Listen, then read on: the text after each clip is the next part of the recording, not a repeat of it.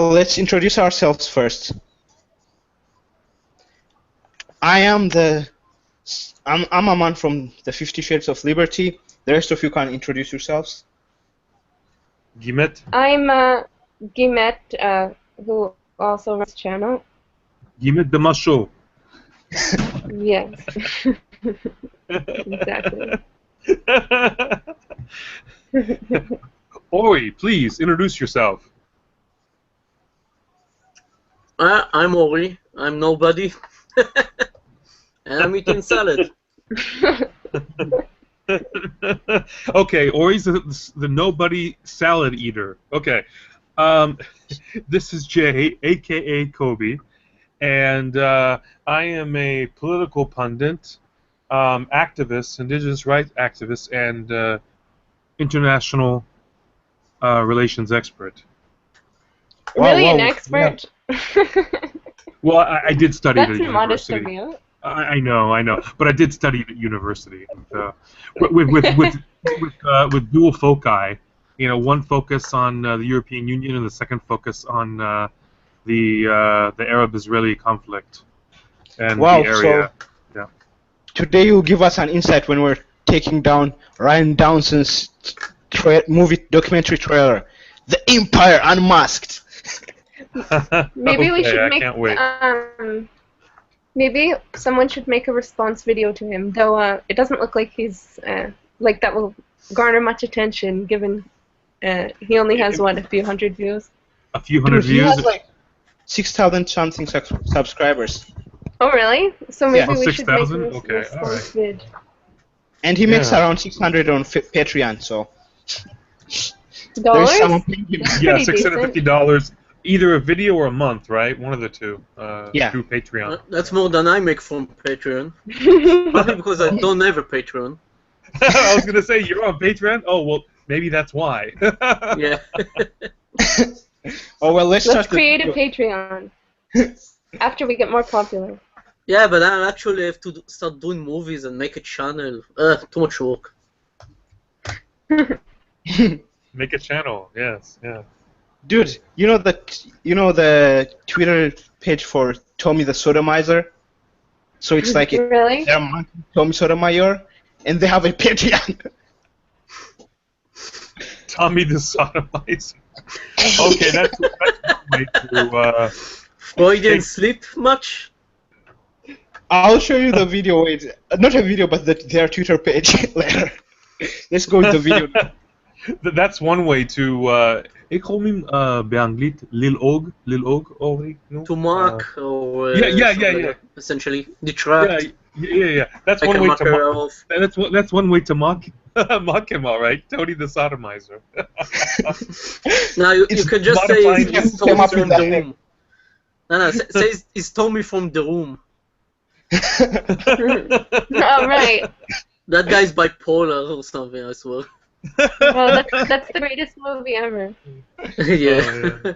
Recently, Alright. like Dog Walker, he basically crapped on him, and then Tommy had his channel stricken by YouTube. Oh, poor guy. No black men.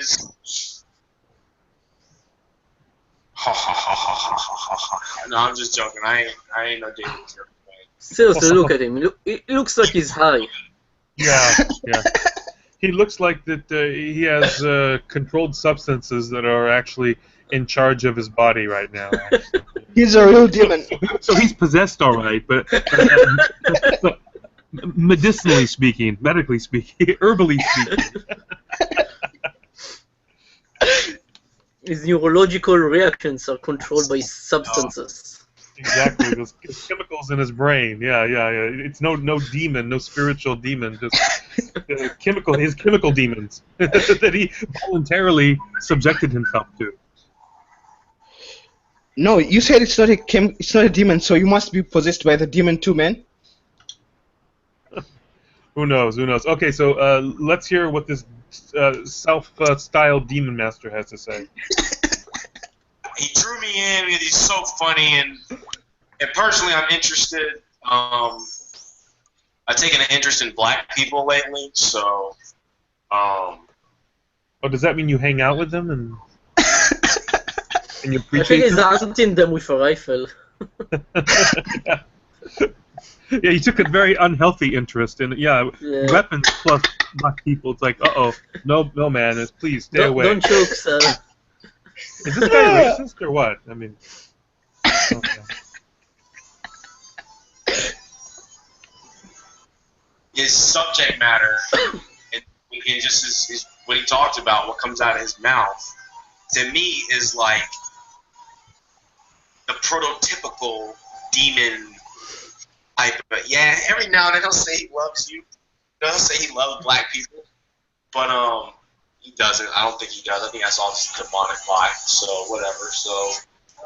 So, but what is he a human though? Like, is he really human? Like, for one comment.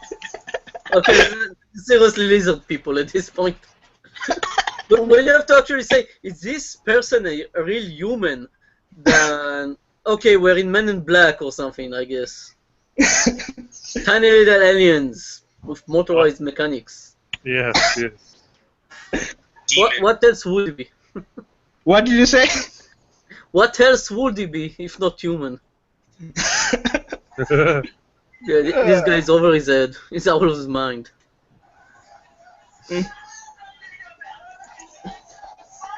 I think he has drunk too much SJW Kool-Aid, and now he's like reacting to it. So it's too much SJW, man. He watched too much Hidden Colors. Yeah, he dropped a lot of acid. He's drank the SJW Kool-Aid. That's right. Yeah. It's so cool. It's so sweet, man. You should try it. It's kind of vague, but black people might say that's like call somebody, the devil. He's a devil, or he's not a good person, or no. When I say he's a demon, I mean he's a demon. Okay, what you need to do is you do some research on this shit on this. Wow. When I say you're crazy, I mean you're crazy. I don't mean you're mentally ill. I just mean you're crazy.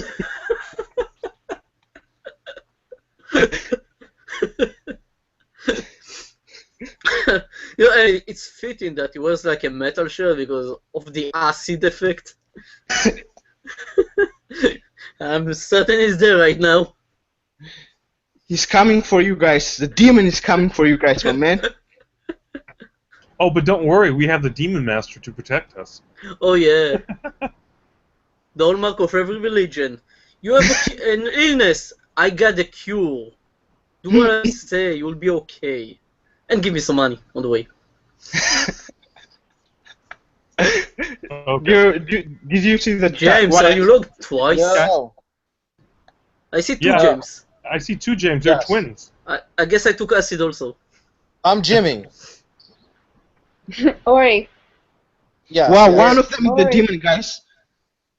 Ban one of the Jimmys. One of them is a demon. I can smell it, man. No, the other must be Hendrix. He came back to us from the dead. Let Well, me thank see goodness. Some good music. Let me All see if I can add a nickname to Yeah. my thing. Which one is Jimmy the demon? The demon? Yeah. I'm See? Jimmy. He repeated his name, man.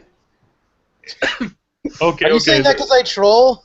Let's continue with the video. Guys. Are you saying that because I troll? Do some lookings, do some watching of Yahweh Rules channel, okay, and Yahweh Holy God, because I wouldn't be here to talk about this shit if I didn't come across their channel. Yeah. So anyways, so basically what they're saying is there's every celebrity is a demon, and half of humanity is a demon. Okay. And, so now I got my eyes open. So how many demons are in there right now in the chat? Let's count. 1, 2, 3. There is 3 demons, man. We already know one of them is James. Who is the? Where are the other 2? Well, yeah, because Well, according to maybe this I have guy, he owns, said I half don't the know. world. He said half the world is a demon, right? Or demons. So, yeah. Yeah. speaking of eyes, I'm watching David Carroll. His subject matter is demonic. That laugh of his is demonic. All right, at the end of some of his videos. So I'm on his trail. I'm sniffing. I'm laughing. I'm listening to videos. I'm laughing, but he's not proving me. He hasn't proclaimed Jesus to be his savior. He hasn't. Who has proclaimed that Jesus is their savior here? So Wow, he's like we're trying all to demons, reform man. everyone to Christianity.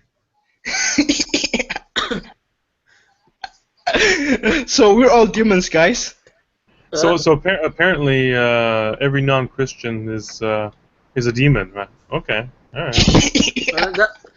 To be honest, if we include the Church of Scientology, I mean, Tom Cruise does look possessed a bit.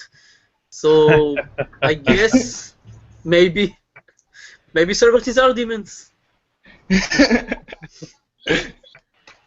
Scientology was founded by a mediocre science fiction author. But nevertheless, I digress. Please continue. Human. And so anyway, I'm watching, and then he has a video where he's like, it's like nighttime, and he's got like a candle, and he's got his sunglasses on. So now I can really look and do some investigation. Is he a human? I'm gonna look at him. Oh no, he's not. Oh, I had a feeling you're not. You're not blinking like a human. How does a human blink, man?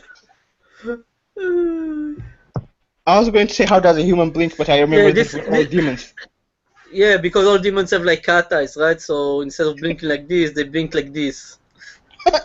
Lizard people, bring out torches. Actually, us humans have a vestige. That little cornea, not cornea, that little piece in the corner of our eye, that's actually the vestige, the remains of what used to be actually a second eyelid that went across A third eyelid. Mm-hmm. Third eyelid? Third eyelid. Yeah, sure, because you have a top and a bottom eyelid. True. Oh, man. But we are not humans, man. We're demons, man. Did you forget?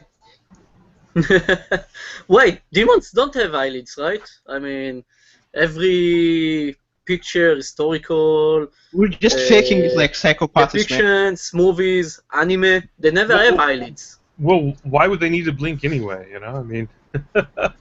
They're not Maybe physical, to shoot lasers out. Not physical. Anyway. And that's what when you see when these motherfuckers don't do certain things right, like when they're you'll see their eyes and their eyes will be super white. It just don't add up. Their skin is plastic. You know what I'm saying? Some shit just don't add up. Like anyway, so he don't add up. You don't add up, man. Do you add up, guys? I only add up to a psychotic disorder. Okay, why does he have glasses in house? I mean, yeah, you wanna look cool and all, but He's the demon too, man. it's lame. Why are you a teenager? Come on, this isn't the 90s. Right. Come on, guys. He's a hidden demon too, man. He's the fellow demon. Oh, I know why. This is like they live. You can see demons with the eyeglasses. Well, that's it. They're special eyeglasses. Yeah, those special shades. They allow them, that's right, the special shades. They Demon allow them vision. to Trademark. between the two. Exactly. Yeah. Second of all, brain don't add up. It's not a human, so we'll do that research real quick on the channel, and come back. I love how he has not done enough research that he keeps telling us to go do some research. You know? Let's go do research. Or go on Google and search demon sightings and see what we get. I don't know. Maybe we've all been in dark all these past centuries.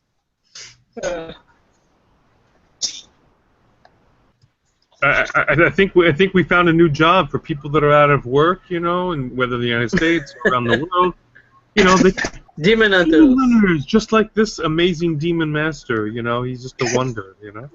I just bleach my hair, get a silver sword. Right, yeah. Good. We've created many How jobs did it go? right now, man. Igni, Quan, how'd it go? Axie. Oh, Tell me what I want to know. love in their heart. Wait, you can't see love, man? Those spiritual glasses are so cool, man. You see the love in your heart, man. You're being scrambled. Come again? He said that he can't see the love. He can't see no love in the hearts of the demons. Okay, continue the video. Let's see what else he has to say. Mr. Demon Master has to say. 9 times out of 10. So, David Carroll, I know you ain't no you. Alright, and you can laugh at me or dismiss me or whatever. I don't fucking care. Because you're a demon, so who fucking cares about you? I know you're stupid. You know, that's demons. That's just what you are. So anyway, I mean, I guess I'll just cut this video short on that. You know, like, young, ugly, you're a demon. It's obvious. You don't blink like a human. There's research out there. That means by that standard, half Yeah, of Americans are demons. But it's pathological. I mean, not pathological. So classical persecution complex, like, and also very regular cultist religious thing. I mean, if you are heretics, you must be demons also. If you don't believe me, you are demons. The loyal zealots, they know. But you, the heretics, you are probably demons yourselves. You walk against us. Right. Mm-hmm. Right, absolutely. Everyone's a demon. You know,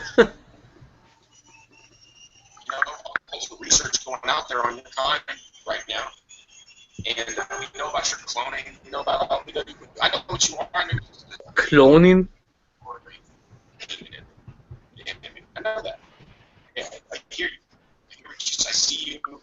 It's obvious now. So I just don't want you running around thinking. Okay, something broke. Amam, you still with us? What you say? The video stopped. Oh, We lost the screen sharing of the YouTube video. Mm-hmm.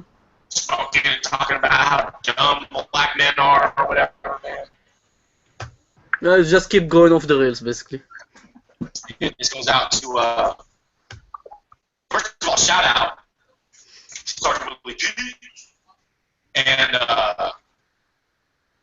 also to Ringo TV, because those are two actual humans I found amongst this mess of black internet YouTube community assessment by members of that community. So first shout out to them. Second of all, Tommy Sotomayor, you got no soul in your eyes, bitch. What else about you? Oh, your little Captain America poster with the all-seeing eye in it. I speak the language, okay? I'm not dumb. I know you're satanic too, as well.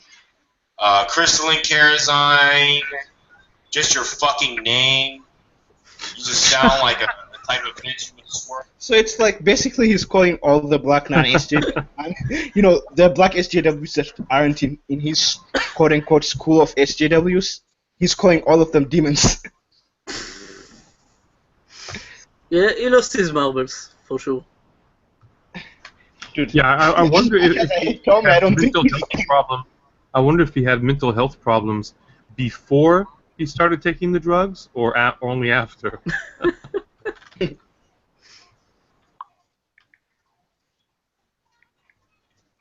Of course, that SJW indoctrination doesn't help either. Yeah, but that's beyond. I mean, there's a vast difference between SJWs and whatever psychosis is going in his mind. No, I know, because actually he's attacking some people who are SJWs. Oh, He's a strange combination. He's like has SJW qualities, but yet he's, I don't know, maybe he's just mentally ill, mentally sick. You know, I think we can agree on that part. Yeah, he's seeing demons everywhere. Sarah, I'm seeing you double now. What's that? There are two of you in the chat. That's Okay. weird. But yeah, well, yeah, I see 250 Shades of Liberty. Liberty. Yeah, there we go. Okay, now one no left. One gun. Wow, Still one two, of them was two a demon. James. The demon left when I prayed, man. It must be it. It must be it. Said It works. It works. Now, everyone, if you demon- just send in your $50 US dollar donations.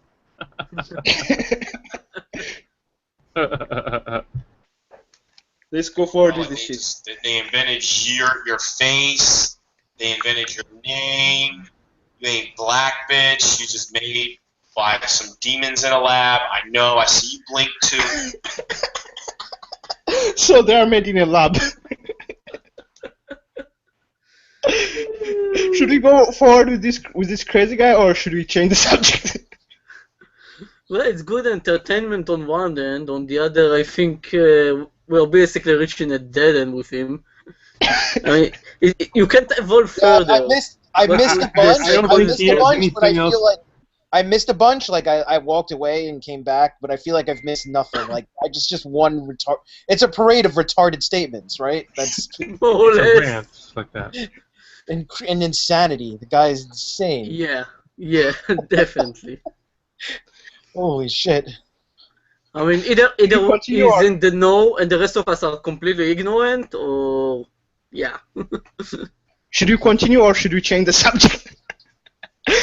Because I don't think he has any more thing to say. He's just repeating himself right now. Then let's drop him. Or it's like, Some complimentary white coats on the way. should we continue with him, or look for something better? Yeah, it's time to send him to Kfar Shaul. That's a mental health Bellevue, facility in Jerusalem, actually. Yeah. You know, we can continue with him for like another 30 seconds or a minute, but I think after that, you know, there's nowhere else that we can take this, because he's repeating his ridiculous, unfounded, unsupported statements. He's crazy or stupid. One of the two. Or both. Or both. Or both. I mean, A little bit of column A, a little bit of column B. And he's hiding his eyes. Yeah. But truth be told, Jacob, you also right now. Yeah, only in the At picture. Yeah, at least it's on the outside though, you know. Exactly. I was on the sense. outside. If you see, there's lots of sun in that picture, actually. Yeah, I was on a trip to San Diego. Yeah. Nice. yeah, I was talking to this girl today. Social science is just bullshit, right? Is it just me, or is that not social science, particularly sociology? I think sociology is bullshit. Then I disagree with you. All right. No, there are legitimate. There are legitimate Sarush, we can hear you. things that people can learn from sociology. No, there is. There absolutely is. It doesn't let me reconnect. It sounds like something serious is going on somewhere. Nah. Hello? Yeah, we hear you, Let's James. just continue. Alright, can you guys, like... I know there's actually legitimate examples of sociology being useful. How can I put this? But as a science, I should say. As a science... It's very, an inexact science, yes. Inexact. I mean... right. How can I put this? Like, your hard sciences... Like, someone was explaining to me that some shit was peer-reviewed. But if you get it peer-reviewed by someone who has a similar worldview, like in a science like sociology, I feel like it's screwed. Like what they're trying to actually prove is kind of screwed. Like the deck Anyone is have the already con- stacked ahead of time, right? I'm sorry? But like the deck is already stacked ahead of time, the deck of cards. Right. Stacked, yeah. But the thing is, though, I mean, that's why peer review is supposed to be multiple. Now again, it still could fall, into that fallacy, of confirmation bias. If everyone subscribes to the same things, then they might all be wrong. Yeah, that's possible. But the idea is hopefully that it's less likely when you have your material reviewed by a set of your peers, and not just one or two. Yeah, exactly, and that's why objective critical view is such an important methodology within the sciences, in order It's an important methodology. to reduce the chance of basically unison bias from affecting peer review. Okay. Have you ever? I'm gonna post a clip. Hold on. I can't really. And share. sociology, I'm not so sure if is it a science? It certainly is It's a social It science. is a science. Yes, I it think is a science. Christian Karazan, who was her name? Christine Summers already disproved Sargonophacat's claim on that.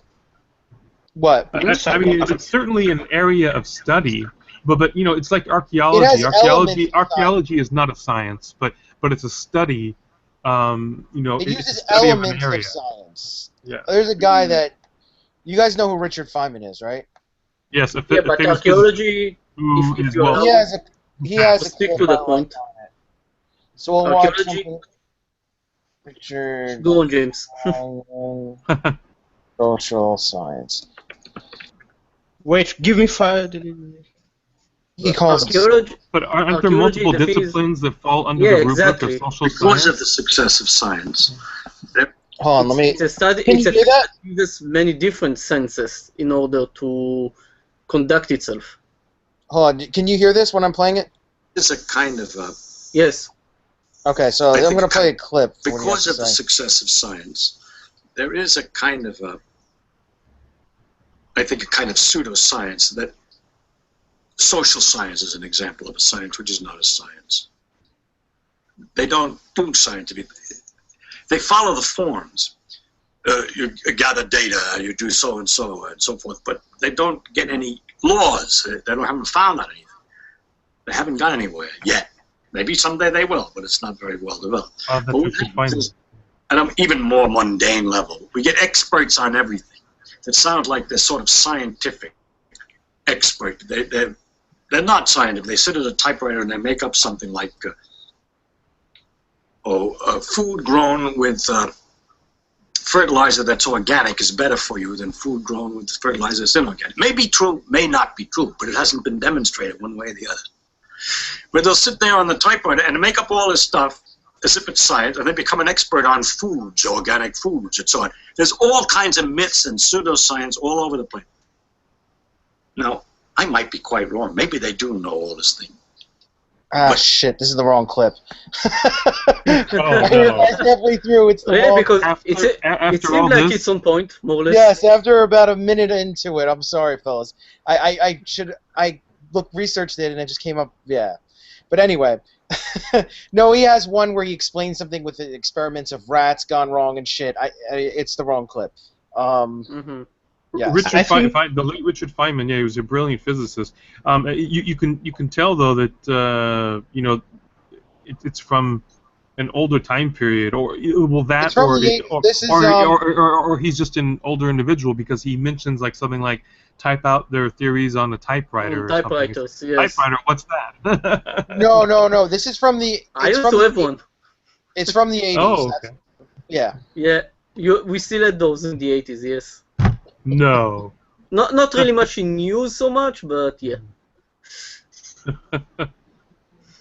Yeah, his point was on. I'd have to look for the clip and bring it back another time. But I posted this mainly because what was I gonna say? I was talking to this girl who was bringing up shit from. She was basically social justice warrior that just kept bringing up sociology stuff and claiming it was fact. I mean, some of it is fact. Most of it is fact because I think what what was her name? I forget. I miss out her name every time. The feminist lady who was with Milo, she actually disproved that article by saying that the method they used was kind of like, in a way, purposefully to disprove the claim. I'm sorry, say that one more time. You broke up a little bit. She kind of disproved the claims they make on there. Oh, social scientists? No, the claims that the guys who say that social science is about 75% false or something like that. Well, it's not that it. I'm going on like I'm basing actually a lot of what I'm saying based on what he said in a different clip. It's not that it's bullshit. It's just that they follow like certain forms that you can really get a lot of conclusions that are bullshit, basically. Well, Sure. also he touched upon the fact that so-called sciences that they're not sciences. I mean, they're not sciences for several reasons. And one reason is, well, why you should be able to form, coherent laws. Laws, which you see, so you can count on an action-reaction, and you should be able. Those should then allow you to predict results. They should be predictable. I saw where you were going with that. Yes. And that's why You technically build a reproducible model. Yes. Right, exactly. Create a model, and you should be able to arrive at some Apply it predictions that you see, over and over again to be accurate. Now that's why archaeology isn't really. Yeah, it has the same seomet, the same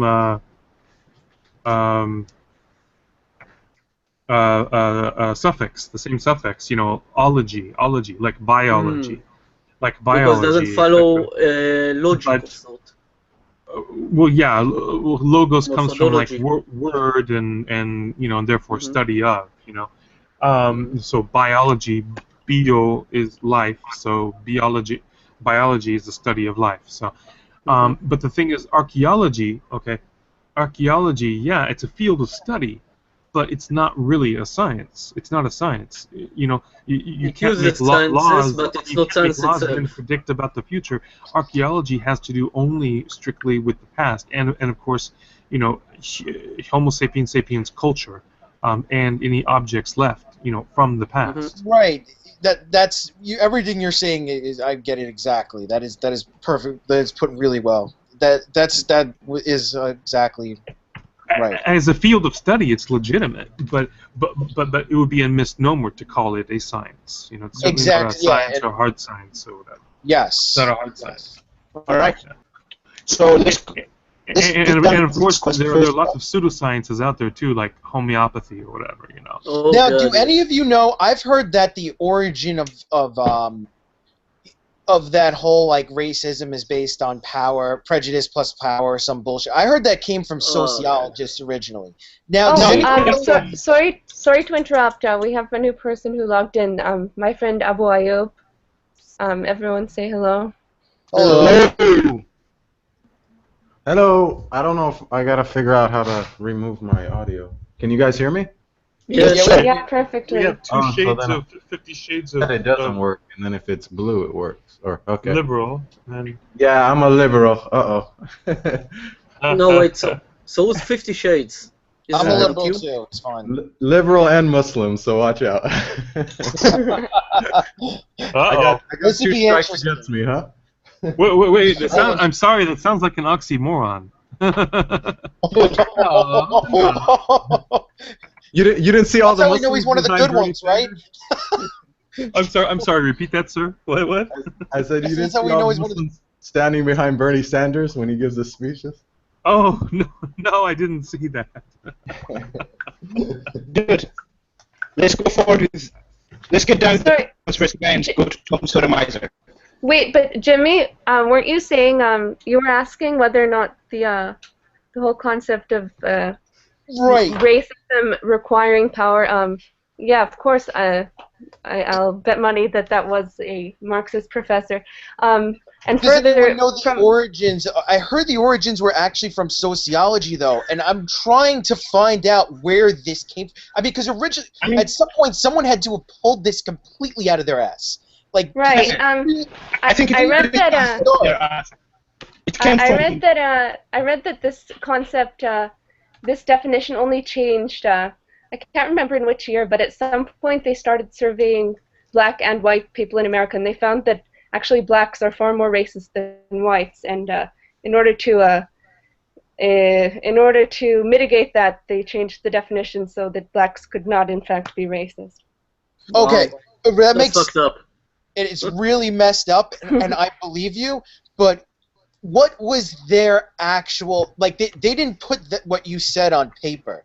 Originally, some guy came up with some bullshit. Oh, they used Marxism, cultural Marxism. Right. Cultural So, Marxism. does anyone know? Because I've googled this shit. I cannot find it. If Just anyone just ever read find the the book of- actual first guy who wrote a paper on why this should be changed, and it like I just would read the really book like of to read. Fanon Fantaz.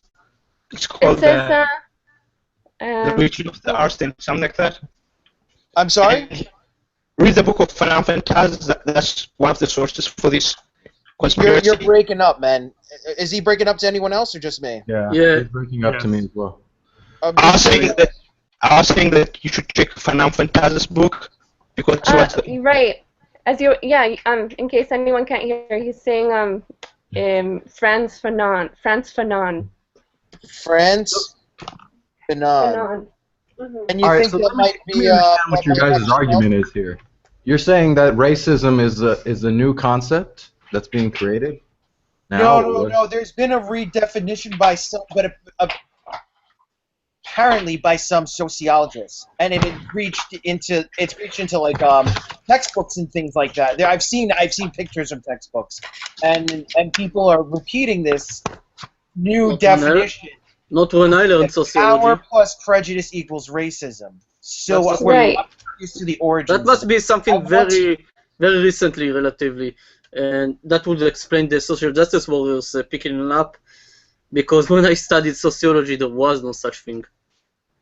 Well, racism itself, I mean, it stems out of one particular, whatever sect or group that might be a little bit different than another person, if they have power over them, like, for example, the racism in the African American community, that was actually, that was done because of, if you look at the church itself, they had something called the curse of Ham. So they justified slavery by saying that blacks were the descendants of Ham, Noah's son.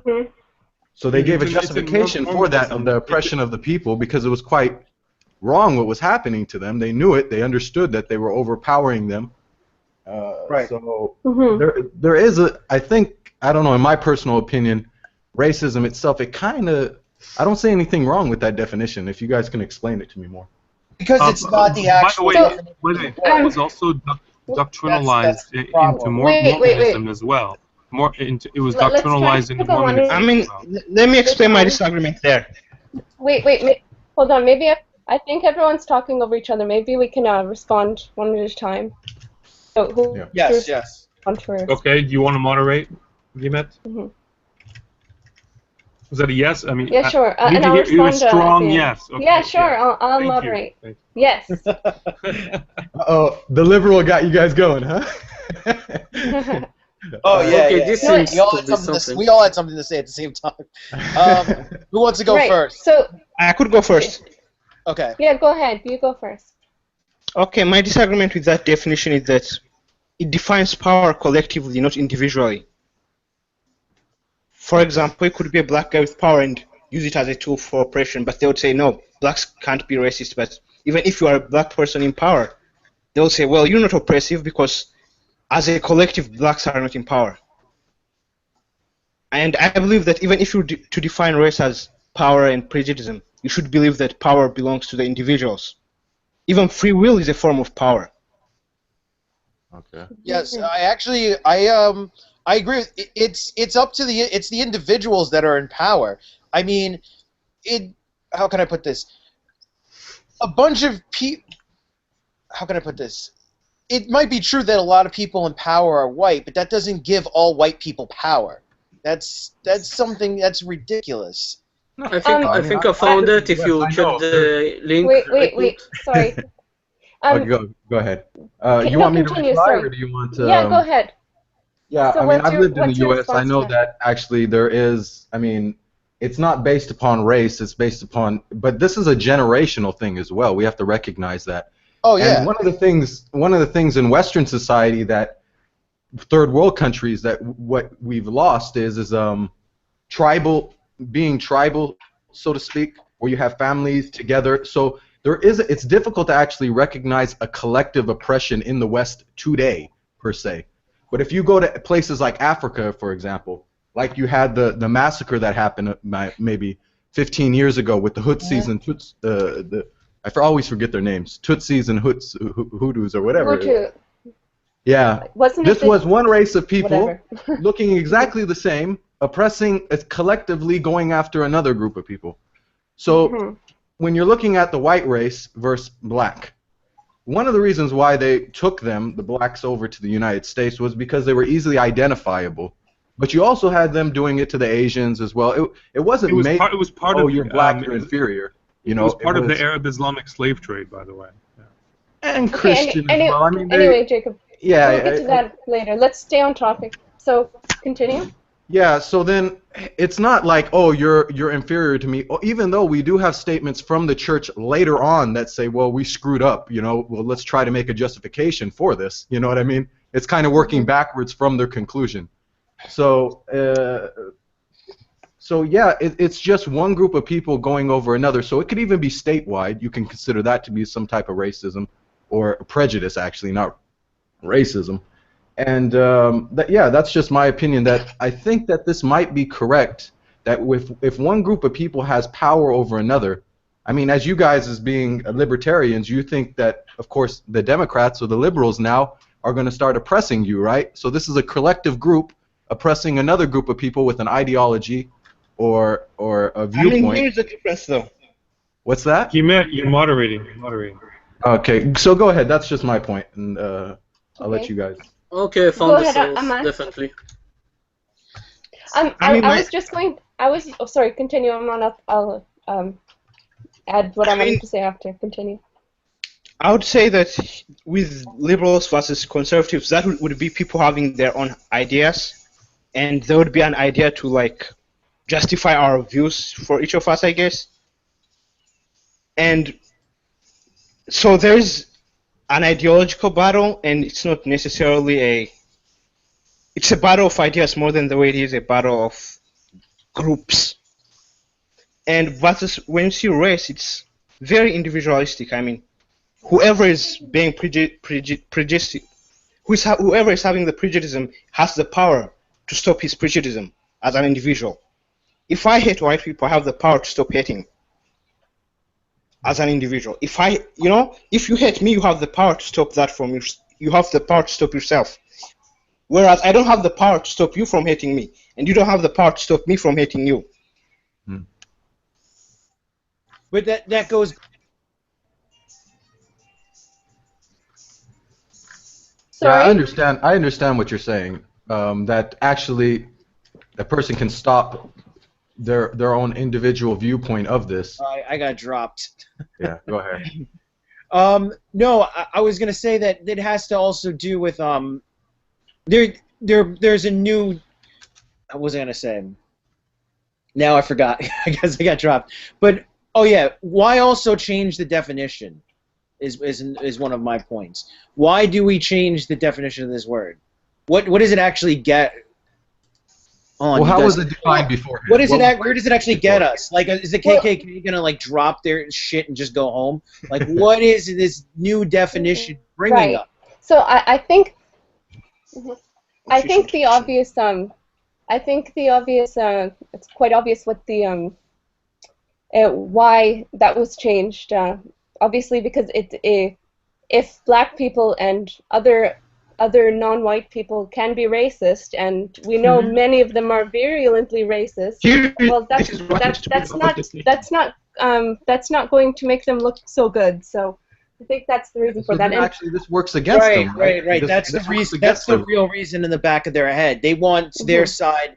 They don't. I agree with you. I think it's that they don't want their side looking bad and being hypocritical. Right. It takes it away from them. No, I agree with you. But I'm saying, like, I'm trying to get back to the point. I want to know their reason why, really. that you need to change it. I mean, you can't actually discover the true meaning of a word. It's something that's just predefined. So what is it that it needs to... Like, you might say that power plus prejudice, power plus whatever, I think it's prejudice is... prejudice plus power. Prejudice plus power is this new definition of racism. You might like that definition, but it's still changing it. Like, why do we need to do that? Because so if you I think you answered it. You answered it. You answered why they want to do that. So why would they? What justification would they give? Well, I think they would obviously say words obviously need to be taken in their historical context, and they would say, well, look around today. Look at how poor black people are. Well, and of course in their communist worldview, it can't be based on their own personal autonomy. Well, so if one people are poorer than another, well, that must, and also taking into, if someone has money and someone else doesn't, it must be because that person stole money from that person. So we know that blacks can't be racist towards whites. So, I mean, how can they be? They're poorer. So I think that would be their, they would just say, look, blacks aren't racist. And we know that because they're poor, so we changed the definition. I think that's probably like that. As the official liberal in the group, if you want me to add my 2 cents on this. I'm liberal too. I'm liberal too. Okay. If you want to go ahead first? Go ahead. No. You go. I don't have anything to say. Yeah. I've heard this argument, and I do understand it. I have met black people that are very racist. I've met Islamophobic black people as well. Actually, more Islamophobic than white people. So. But the thing is, the argument. What's that? Islamophobia isn't a real thing. I know. In this room, yes. Of course. Islamophobia was. No. I've seen it. I've seen it in my. Hamas and Muslim Brotherhood. So. Let's discuss that in the next topic. Yeah, that's a Let's stay on topic for now. Yes. So please continue. Okay, so it's not that. And this is why the definition now is power plus prejudice. It's beforehand it was basically defined as just prejudice, right? Right. If you're prejudiced towards a certain group of people, then that makes you racist. But racism now is you have to identify what's going on the ground for that person, because their racism could be due to an oppression that's being meted out against them. So with the black community, we need to identify that this is, and there's been some studies about this, that their situation right now, the African American community, at least in the United States, okay, and we have to all recognize. I mean, we have people from Israel here. People, there's a couple guys I hear American accents. So, who is this? I'm just meeting you guys now, so I don't know where everybody's from. But America is quite unique in the way their history of racism, and a lot of these definitions are coming out of America. So there's somewhat of some baggage coming with it as well. The African American community in the United States has generational things that have taken place that have built up to their communities reaching the level of poverty that they've had. They're coming out of slavery. It's not like people in Africa. If they screwed up in Africa and a guy is poor, all right, that's a little bit different. You don't have a situation where you're raised in a society that's against you automatically and has been impoverished, right? So right. And you have families in the United States that are holding a huge amount of money, and if you go and you look at certain types, it's not saying that the African American community can't. There's some people that can't pull themselves out, but you got to look at the statistics of how many people are able to. Okay, can I ask you a question? Okay, wait. Sorry, I just wanted to push back on. So basically, it sounded to me like you were saying, well, if people have, well, they're not racist, or I mean, we can apologize for their racism, basically for reasons. So I mean, couldn't I, by the same logic, couldn't I say, well, black people in my community have been murdering white people at a rate far greater than white people are murdering blacks. Black people are committing most of over 70% of certain types of violent crimes. So yeah, I have reasons. I notice their behavior, and I tend to. I've used my human intelligence to understand that they're statistically more likely. I mean, you'd still call that racist. So I don't think having reasons just excuses your hatred of individuals based on nothing but their skin color. And my second point was going to be About the slavery thing, I mean, this happened 200 years ago. I mean, again, I always ask, at what point are we going to bring up the French Revolution? Because, I mean, a lot of racist Ku Klux Klan members, I mean, perhaps we should be talking about the French Revolution. Why aren't we going back? I mean, how far are we allowed to go back to justify horrendous behavior today? How far back are we allowed to go? How many years, I mean, how many years more is slavery going to be allowed to be an excuse? Can we have a number in another 200 years? Will that be the cutoff? Well, more than likely, that's is it indefinite? As long as they're poor and they don't take responsibility, we'll continue blaming it on an ancient event? Well, I have like one thing to say about that. It's like you have to keep in mind that also, but most of these violent crimes, though, they're still like, okay, white people are less likely to be violent, okay, but black people are still very unlikely to be violent. It's only a relative. It's only a relative largeness when compared to whites. Sure. Like, I've lived in like Harlem. I pass through Jamaica every day in Queens, and they like whenever there is violence going on, like you should see the way black people react. They are not happy about it. Like they are disgusted. Just to be clear, I wasn't saying that was my view. I was just saying that. Oh, okay.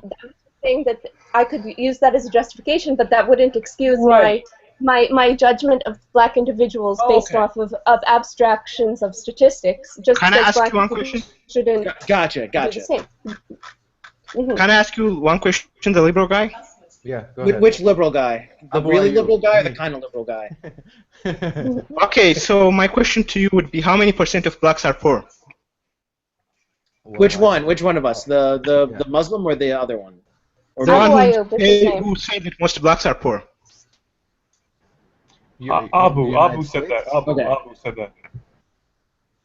Yeah, in the United States, the impoverished communities are generally African American. I mean, I can't I just said how many statistics. Give me a number. Can't. Okay, the real statistics say that. I've already looked at the statistics, and the real statistics say that only about 22% of blacks are poor, and when you break it down poor or impoverished, like in poverty, like at the poverty level. I poverty know, level. Okay. Probably, if I Google right now how many African Americans are living under the or what's the average medium income of African Americans, it's about 20,000, 25,000 a year. Which whereas is whites really usually are making an average of 100,000, 90 to 100,000. So yeah, it is statistically proven that. Yeah. But I mean, okay, but the other one includes outliers. It includes outliers for the other stats. For example, a guy working in Wall Street will have much more salary, and there are not enough black guys in Wall Street, so that will drop down the statistics, and the outliers are very influential. Well, he said median. He said median, not average. He said average. I thought he said median. I meant median then. He said. Okay. He said average earlier, then he said median. Okay. Well, yeah. So he said median. That's okay. First, listen to my side, though. Okay. Mm-hmm. When you break down the statistics by family, blacks who are married are only about 8% likely to be poor, and other Americans that are kind of in the level of, let's say, married and organized are about 5% likely to be poor. So that means that what that statistics tells us is that the problem is the destruction of the black family. Yeah, and I mean, of course, you have to understand the community as well. The thing is, okay, I lived in California. I actually lived in Oakland, California. So this is like predominantly black. I've lived there full time as well. And so I know, and now I live in Kuwait. I live in the Middle East, one of the richest Arab countries in the world. Okay, so I've seen two modes of life, right? Oh, excuse me, Abu. Are you Muslim or Nation of Islam Muslim? Why would he be Nation of Islam? He's not black. I'm an Eminem. Muslim. Okay.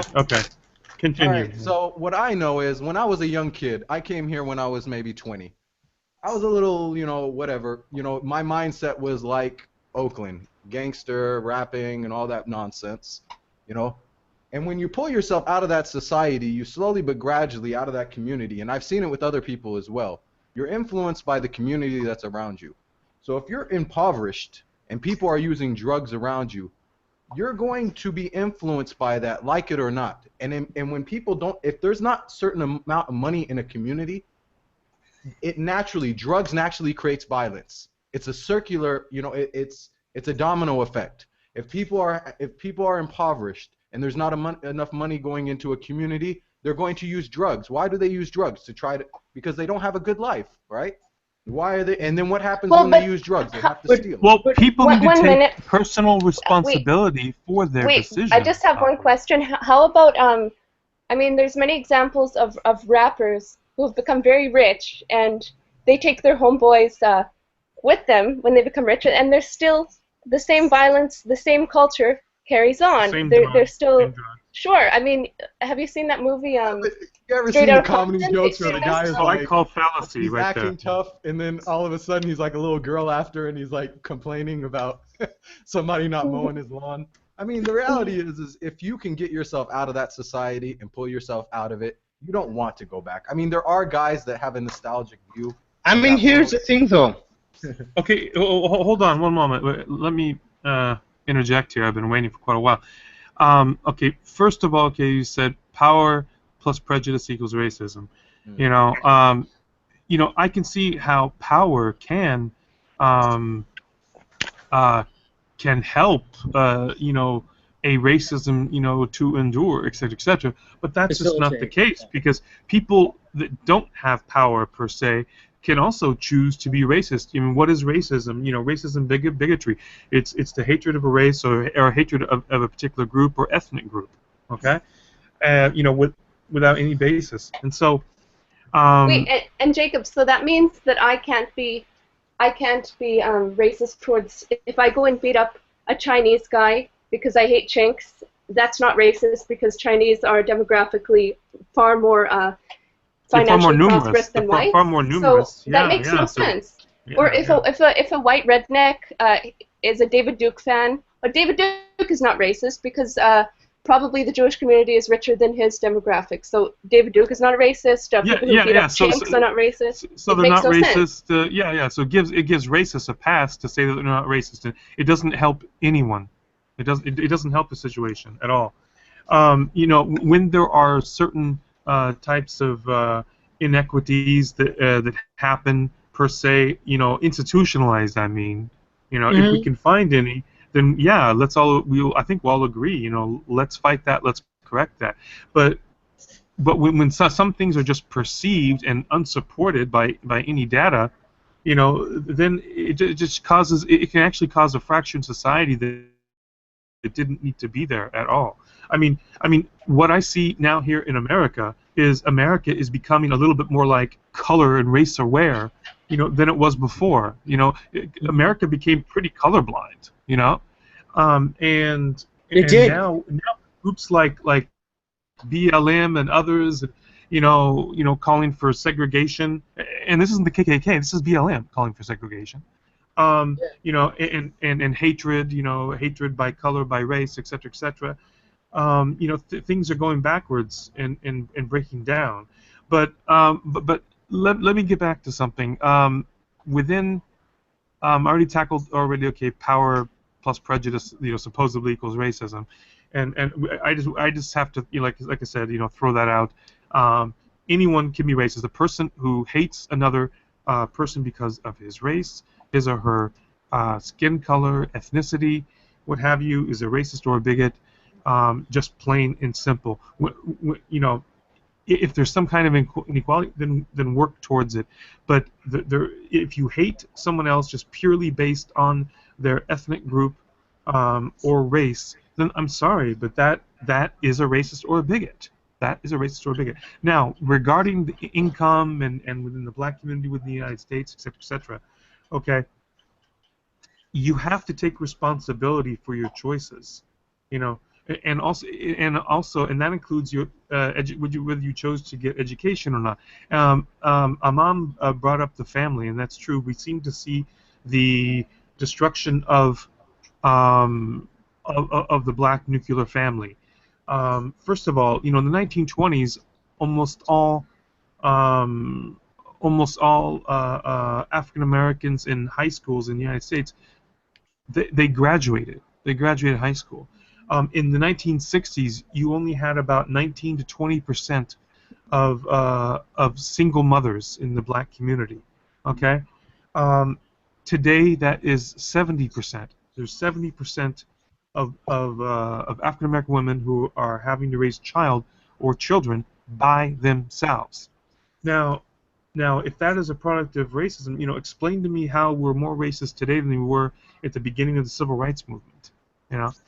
And lastly, I want to say is what we really need to look at, okay, is not some racial divide or what have you.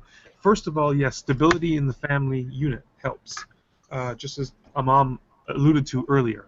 However, okay, if you actually broke up the demographics and according to each income level, I would bet you that if you actually look at education, that's how you'll find out, and you can probably predict what each person's income level would be. Probably to within a 90 percentile accuracy. And then all that supposed racial divide would just fall away. The false perception of racism in regards to income. Again, look at the levels of education, probably to a certain degree corrected with family units, but especially level of education. Okay, those who chose to get an education earn more money in almost every case. In almost every case, and then once that's corrected for, I think that it would be very clear what's going on here, that the supposed income inequality due to race or something just drops away, disappears, because there's absolutely no support for it. Not in the United States of 2016, maybe in the United States of 1890, but in 2016 that simply is not the case. But one thing I'm sorry. Go ahead. So I just wanted to add that this whole routine of every time someone brings up the problems in the black community, the first response of a progressive defender will be, oh, but slavery 200 years ago and redlining in the 70s. I mean, this is such a moral cop-out. I mean, if anyone's seen Sam Harris's podcast on race, the professor that he had on, this black professor, tried to pull the same thing. Basically, they were talking about an aspect of ghetto culture and how violence quickly escalates due to the very violent reactionary culture that they have. And this black professor, I would say, I mean, he didn't say he was excusing it, but he just went on to explain, oh, well, but there's logic to violence.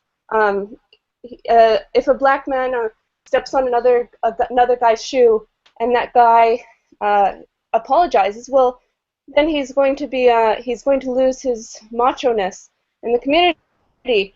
And yes, privilege. You're privileged to not be part of this culture, so you would apologize, but that guy would be seen as uncool. So this type of explaining, I mean, it's called explaining. It's supposed to be, it's standing in for excusing. I could say the same thing. Well, can you blame an ISIS member? His father was a radical Muslim. Yeah, he has reasons. He believes that Islam calls on him to decapitate people and stuff. So I'm just explaining why in his culture these things are acceptable. I'm just explaining, not excusing. I mean, that would be completely ridiculous. Why would you bring up the fact that that a terrorist that's just his culture? No, it's not an excuse. That's a separate conversation. If you want to talk about the history of Islam, why won't you just start talking about the origins of Islam? It's about as related as it is to moral moral responsibility as explaining something that happened hundreds of years ago. No, it's just a moral cop-out. They need to take responsibility. Right, it needs to take responsibility now, because there is no, I guarantee you, there is no African American alive today who was not even lived slave, but experienced or was even born into slavery. And I guarantee you, on the flip side, that there is no European American alive today who was a slave owner. Okay, and even more to the point of that, there are plenty of European Americans in America nowadays who came after, like 60 years after, 70 years after slavery was abolished. But, Yeah. Can I jump in? I mean, you know what's funny though? Let's hear what Abu Ayyub has to say. Yeah, Sorry, because we're kind of dogpiling on him. Respond. Please respond. No problem. I mean, with the issue with Sam Harris, I just want to point out something really quick about this issue, and just let you understand what's going on here.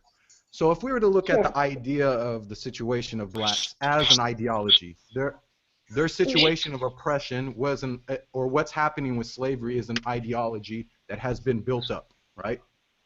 So they're feeling oppressed, and then the situation on the ground is a result of that feeling. So what I think with Sam Harris, where his inconsistency is that he's saying that Islam, we need to look at the ideology beforehand and not look at the certain situation on the ground today, right? What's going on the ground today when it comes to terrorists. But no, we need to look at the ideology. Whereas if you look at the African American community, it's look at the situation today, but don't look at what was previously happening. So it's a contradiction in and of itself. He's picking and choosing when he wants to do this. Right. So two things. First of all, I think it's whenever we talk about feelings, well, why do black people's feelings matter? They happen to be wrong. They feel that they're being oppressed by police. They're incorrect. It doesn't matter how they feel about it. But they're the coming fact of under the matter the guise is of they're slavery. incorrect. If your family was brought to that country and you were subjugated and you feel that your people are oppressed and subjugated, that's an ideology. That is baggage that's being brought over to you, right? Right. So we should why don't have we the right to identify that. If we're going to remain consistent, then we should have the right to identify that when it comes to one community. If we're going to demand it to be on another community, right? Yeah, thank you. Right. So I think that I think I do, and I think what Sam Harris would say is, yes, we need to look into that ideology of the black community, which again is absolutely irrational, completely feelings-based, reason-free. It's just simply not the case. They believe that they're being shot by police all the time. It's just not the case. They believe they're being discriminated against. It's just simply not the case. We should, and again, we should identify. That's the funny thing. We should identify this ideology. We should, and I think Sam Harris would agree with me. We should identify this ideology of victimhood. As a Muslim, no, but we should identify. But what he's calling to as a Muslim right now, as a guy that I think ISIS is abhorrent, he wants us to identify the ideology of ISIS and say that, and not look at the situation on the ground and say that that has any effect on how these monstrous people have reached this craziness. And then the opposite thing is happening in the United States, where they're saying, don't look at the situation on the ground of the impoverished people, or excuse me, the other way around. Don't look at the ideology or what has built up to the people being impoverished, but just look at the black people, what's going on, and then make them take individual responsibility. Right. They can pull themselves up. That's only half what you're saying. I would say that I would say that in either case, I think we're mixing words. So if you look at the ideology of ISIS, so they base their worldview off of certain premises. So we need to engage those, and we need to engage those ideas which happen to be incorrect. Just like, I mean, that's different from studying the sociological whatever reasons. We need to engage their ideology, which, irrespective of reasons, I mean, yeah, let's talk about the formation of Islam in the 5th century. I mean, why is that important? We're talking about their ideology today, which is, of course, a reflection on hundreds of years of history. And sorry, and I was just going to say, and we also should engage with the black community's ideology, which is an ideology of victimhood, and we need to engage that demonstrate reasonably that their feelings are unjustified as our says, when we engage with these ideologies, we can we basically can destroy both of them. So I don't see any hypocrisy there. And I don't see any hypocrisy there either, but especially because I think it's kind of a bad analogy. These are two separate concepts, completely. I mean, in we could look regards at the to doctrine Islam, of victimology. the ideology and the foundation and Sharia, which means Islamic law, this has been a problem going on and off for 1,400 years. And we see people still, and it's not just Islamic State. There are many other groups. And if you look at polls, you see the many supporters of that radical substrate in which they grow. But so that's why that makes that relevant, because it's still relevant today in those people's eyes, in these millions and tens of millions and hundreds of millions of people's eyes, etc., etc.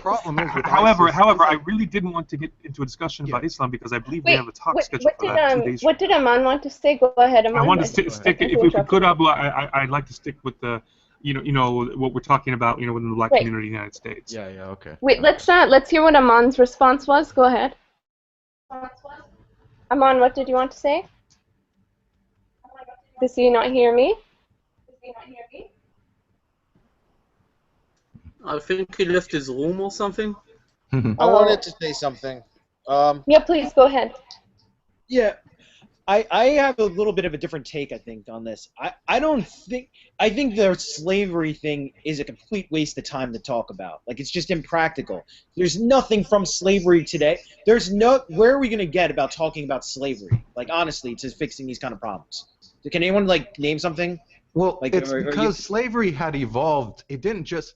When Abraham Lincoln abolished it in, what was it, 1865? Okay. It became abolished. Or it was a slow progression, and actually slavery, what happened was they transferred it over to a different method of slavery, where it became, and it lasted on for years and years, and it slowly was gradually taken out of the community. So, for example, they actually changed slavery into the prison industrial complex, where it was... They actually began purposely, and there's proof of this, purposely arresting black people because they knew that they could use them through the legal system as a workforce. But then why not just almost talk what's about happening today, still till today. Why not just talk about prison then? Like, why would you have to talk about slavery? We could just talk about prison. Like, well, that's because my point. the African American community itself, we're not getting when you have communities that are impoverished and they're kept impoverished, you don't have money that's being brought into that and jobs into that community. You live in the U.S., like, so you know how cities work and towns work, right?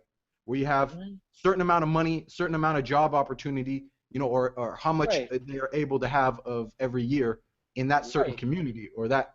So there's money going into a community. There's a certain percentage. You can actually see how much money is. There's a reason why a white kid that lives in Orange County, isn't going and robbing people on the street. Of course, and I agree well, with you. Of course there is. I agree with what you're saying. But what I'm saying is, none of what this stuff you're saying. I mean, I have teacher friends that have taught in black schools and white schools. The black schools get shitted on. They get shitted on a lot. But what does that have to do with slavery? Like, what I'm trying to say is it's a dead end conversation to solutions. Well, what I'd say is it's a connection. It's a slow progression, domino effect. So you had slavery abolished. The people were impoverished. They started from zero, actually minus, right? Some of them had to, and then the communities, the African American communities, generationally, they were impoverished. See, if anybody that's from a white family, and they've done statistics about this, if somebody passes away, they inherit so much money. They inherit land. They inherit even companies. So it's a generational thing that has taken place. So basically, we're at the end of the domino. We're at the end of the domino effect. Let's talk about where we are now, and let's talk about the actual problems. That's what my point is. I'm not dismissing any. anything that any of the causes that people get, well, except for slavery right now. But I'm not dismissing any of the causes you're actually mentioning. I'm just saying let's talk about those causes. Let's stop trying to make the connection to slavery. That's a waste of time. It's a dead-end argument. It just divides us. Let's be practical about this. That's what I'm trying to say. If that makes sense. Yeah. Well, I mean, the solution is Also- easy. also- Provide also, opportunities, Abu Ayyub, to-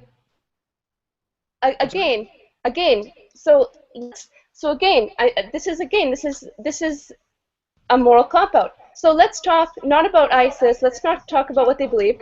Let's talk about pre-Islamic paganism in the Arabian Peninsula. Let's talk about that, and then let's talk about hundreds of years of history. I mean, what's the relationship?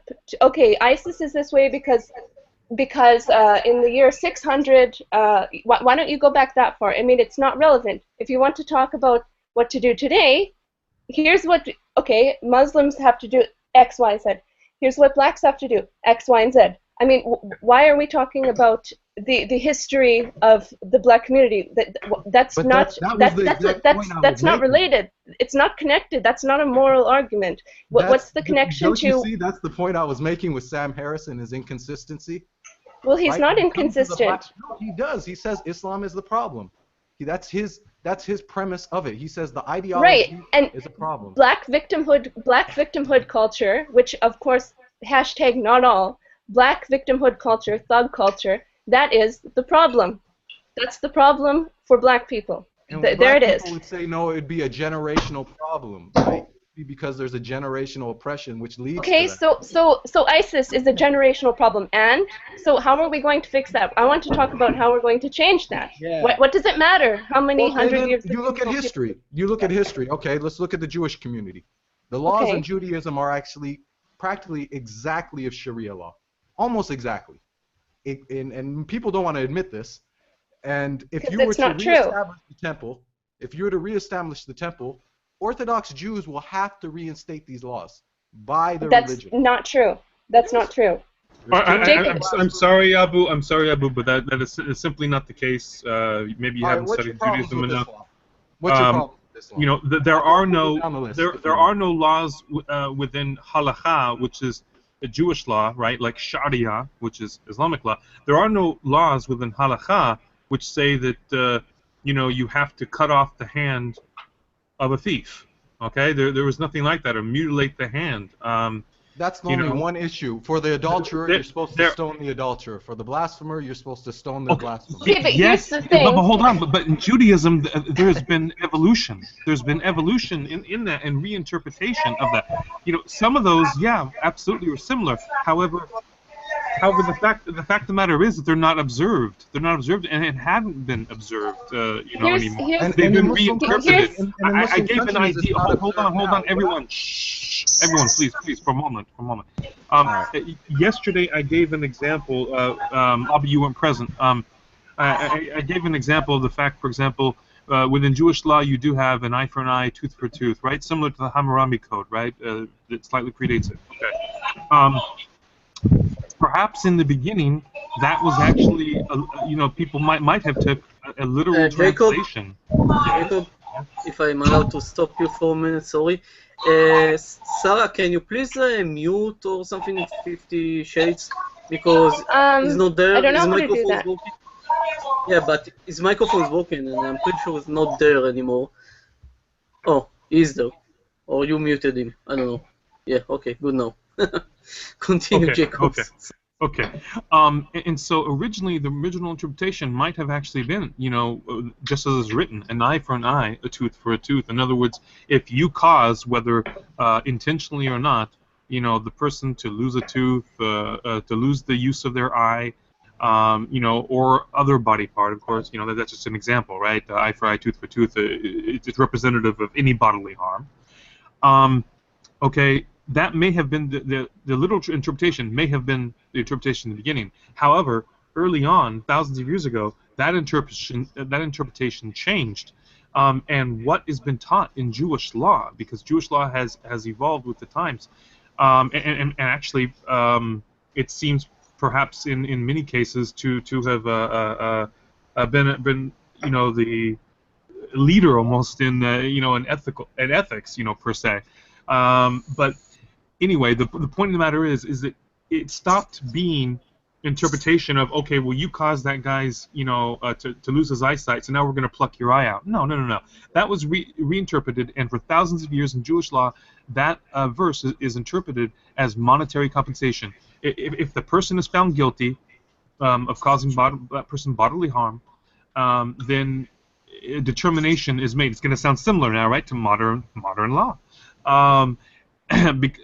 So a determination of what value that part of that person's body was to that person, right? A monetary value is set upon it, and then the person who, if he or she's been found guilty, then of course must pay a financial restitution, right? It's like a lawsuit, right? Okay, and so which is interesting too, in the fact that well, if some of these, not all, because some of these harsh type laws never existed in Judaism whatsoever. Here's a case where early on it probably did. I mean, we aren't taught that, but it is written that way. So I would imagine it was in the very beginning. Are you Jewish? Yes. So you believe in Judaism, right? I've studied Judaism. I've studied Jewish law. I've studied international relations. I've studied some Islam, but I've studied in a rabbinical seminary. Yes. All right, right on. So let me just start off the bat. I have a rabbi friend. I really respect Judaism, and I've studied Judaism. And the thing that I don't, when we're mentioning Sam Harris, okay, let's just, I think with your community, you have to identify something. What's going on in the Islamic community and the viewpoint that's going on with it happened to the Jewish community in Europe 200 years ago and before that. Okay, that's interesting. Okay, but I kind of feel that we're off topic on today's talk. Right, we probably shouldn't be bringing Judaism more Islam. Can I have just like 3 minutes at least, and just make a quick conclusion? Yeah, let's let him finish. Yeah, let's let him finish. Please. Okay, so the train of thought I was saying. Okay, Islam, Judaism, Islamic law right now, the Christianity, Judaism, and Islam itself. Islam is still holding on to its past. Judaism has progressed. Christianity has somewhat progressed. The thing I don't like, there are people that say that, yes, Islam, Sam Harris says it's, the worst, it's a mother lode of bad religions. I forget his exact quote. Bad ideas. Bad ideas, okay. Now, the problem is, I wouldn't have a problem with that if there wasn't, there's a biased tinge to it. Meaning what? Okay, Islam itself, when it's applied, of course, to an atheist, that's horrible, whatever.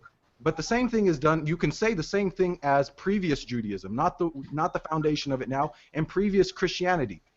So if we were to look at all these religions from a neutral cultural, from the viewpoint of cultural anthropology, mankind, they hold on to their religion, they're very adamant about it, but we've seen that they've been able to progress in their ideology, and that's how Judaism, 1,500 years ago was not that much different from Islam, and we have to admit this.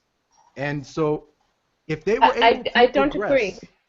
If we were able to, wait. Well, go ahead. Just one question. Can you give me a single recorded example of Jewish people stoning someone to death? Because you have to go all the way back to the Talmud. It's never came down from the mountain. And okay, saw the people. Show me a real example of Jews having done this in real life. You can't. And yet I can show you thousands. I mean, going back to the Middle Ages, it's never happened. Whereas with Muslims, it's happening today.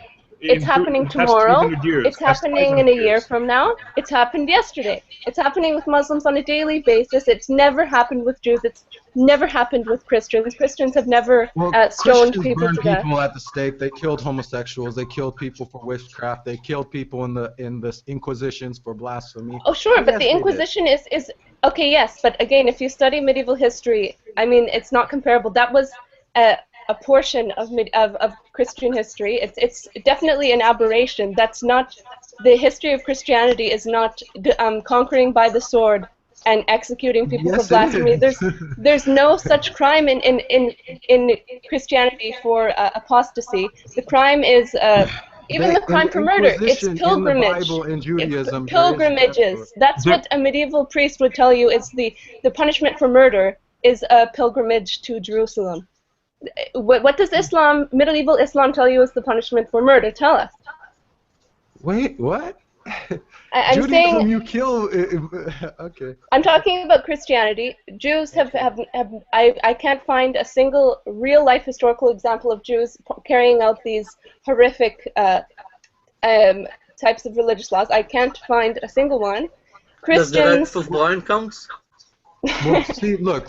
The temple for the Jews is like the Khalifa for the Muslims. In Islam, we're not allowed to apply. We're not allowed to apply Islamic law unless we're under a Khalifa, under an Islamic, or a Muslim government. The Jews in Judaism, you're not allowed to. You don't need to apply the punishment laws unless there's a temple there. So the thing is, and this is why I'm reiterating the statement. If you reestablish the temple by law, ask any Jew. You live in Israel. Ask them. If we have three of them right here. Four of them right here. What's that? Whoa.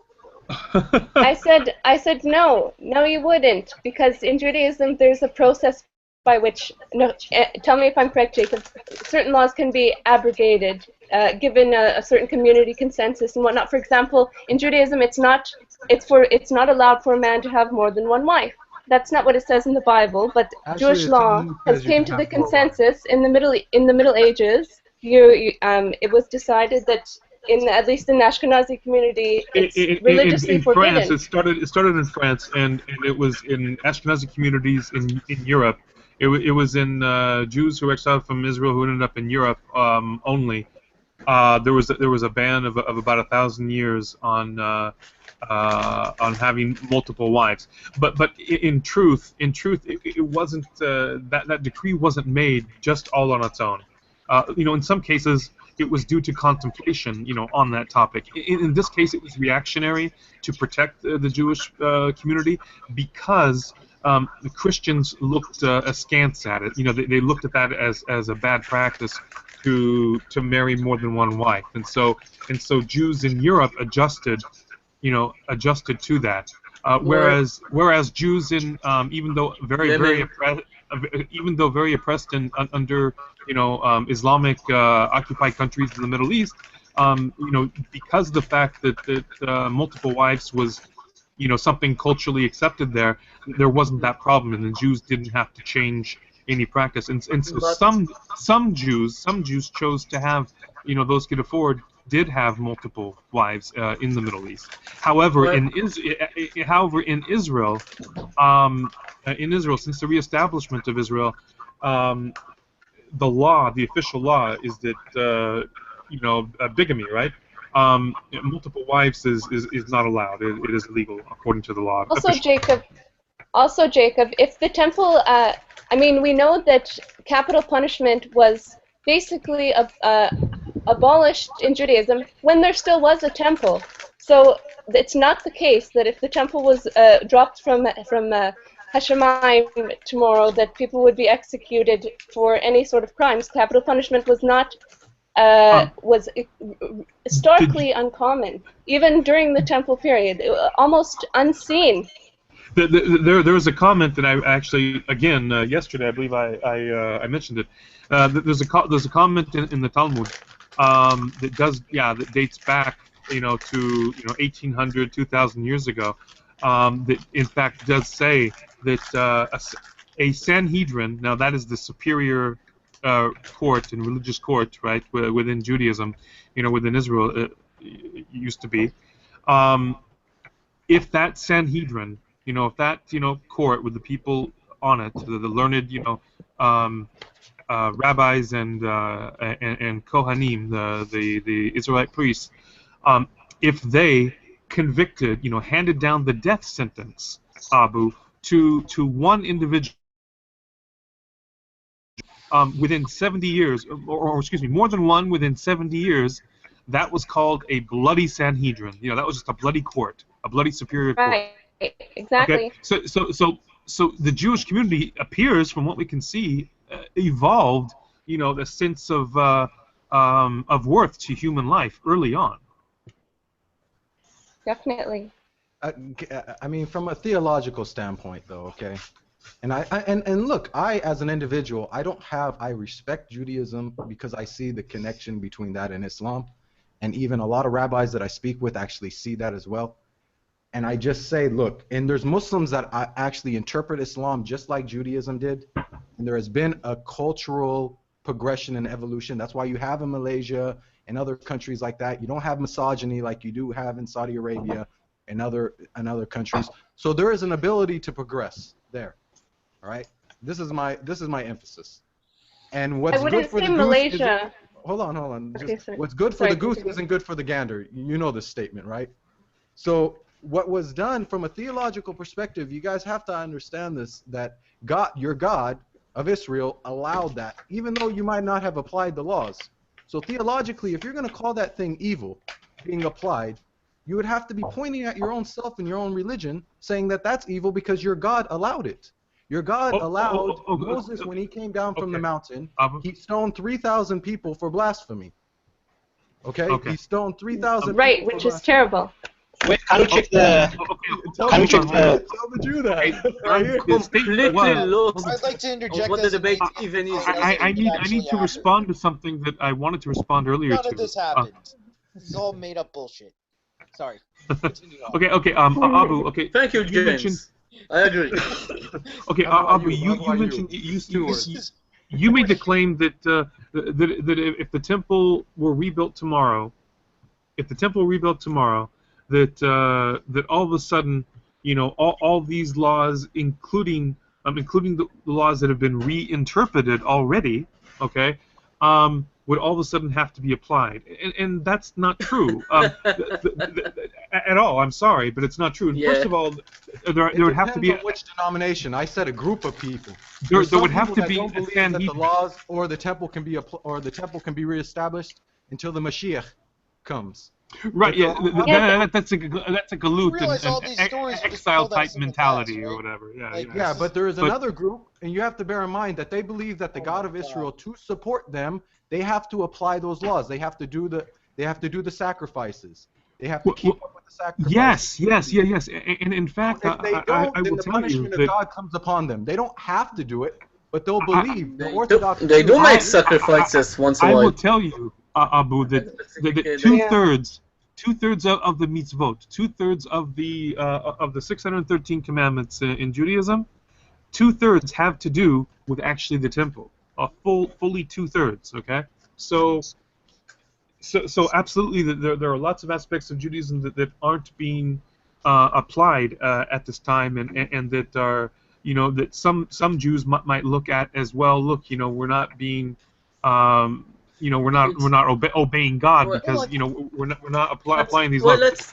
However, these laws of the temple, these laws of the temple have nothing to do with capital punishment or the other laws. Okay, of the other laws, you know, these two-thirds of the laws are uniquely pertinent to the upkeep of the temple and the behavior, the statutes of behavior that are expected within the temple, etc., etc., etc., and the certain sacrifices, the amounts, you know, the measurements, etc., etc., etc. Okay, so I'm sorry, but I think you might have been misled by someone, and I think I know there's that you or someone are conflating the two. I'm sure there is a denomination of Judaism that thinks that way, but there are a denomination of Judaism that thinks no, that the homosexual should be put to death, that the adulterer has to be put to death. There's not. There's no such system. There is not. There is. Hold on, I have a counterexample. Hold on. We just had an incident, not put to death, but we just had an incident in New York City where there were two rabbis, like I think it was in Crown Heights. A group of rabbis went around, not rabbis, sorry, strict, like strongly Orthodox. Hasids? They went ultra Orthodox. Ultra Orthodox, whatever. They went around beating up black people. They would like beat up one black guy in particular that was like really gay or some shit. Like I heard about that, and they broke his eye socket or something. They made him blind. The rabbi in Israel that was stabbing people in the Gay Pride March. You remember that? But well, that guy, to be fair, was schizophrenic. Hold on, I have a question though for all of you. Do one of you actually believe this bullshit, or is it just like tradition from your family? Okay.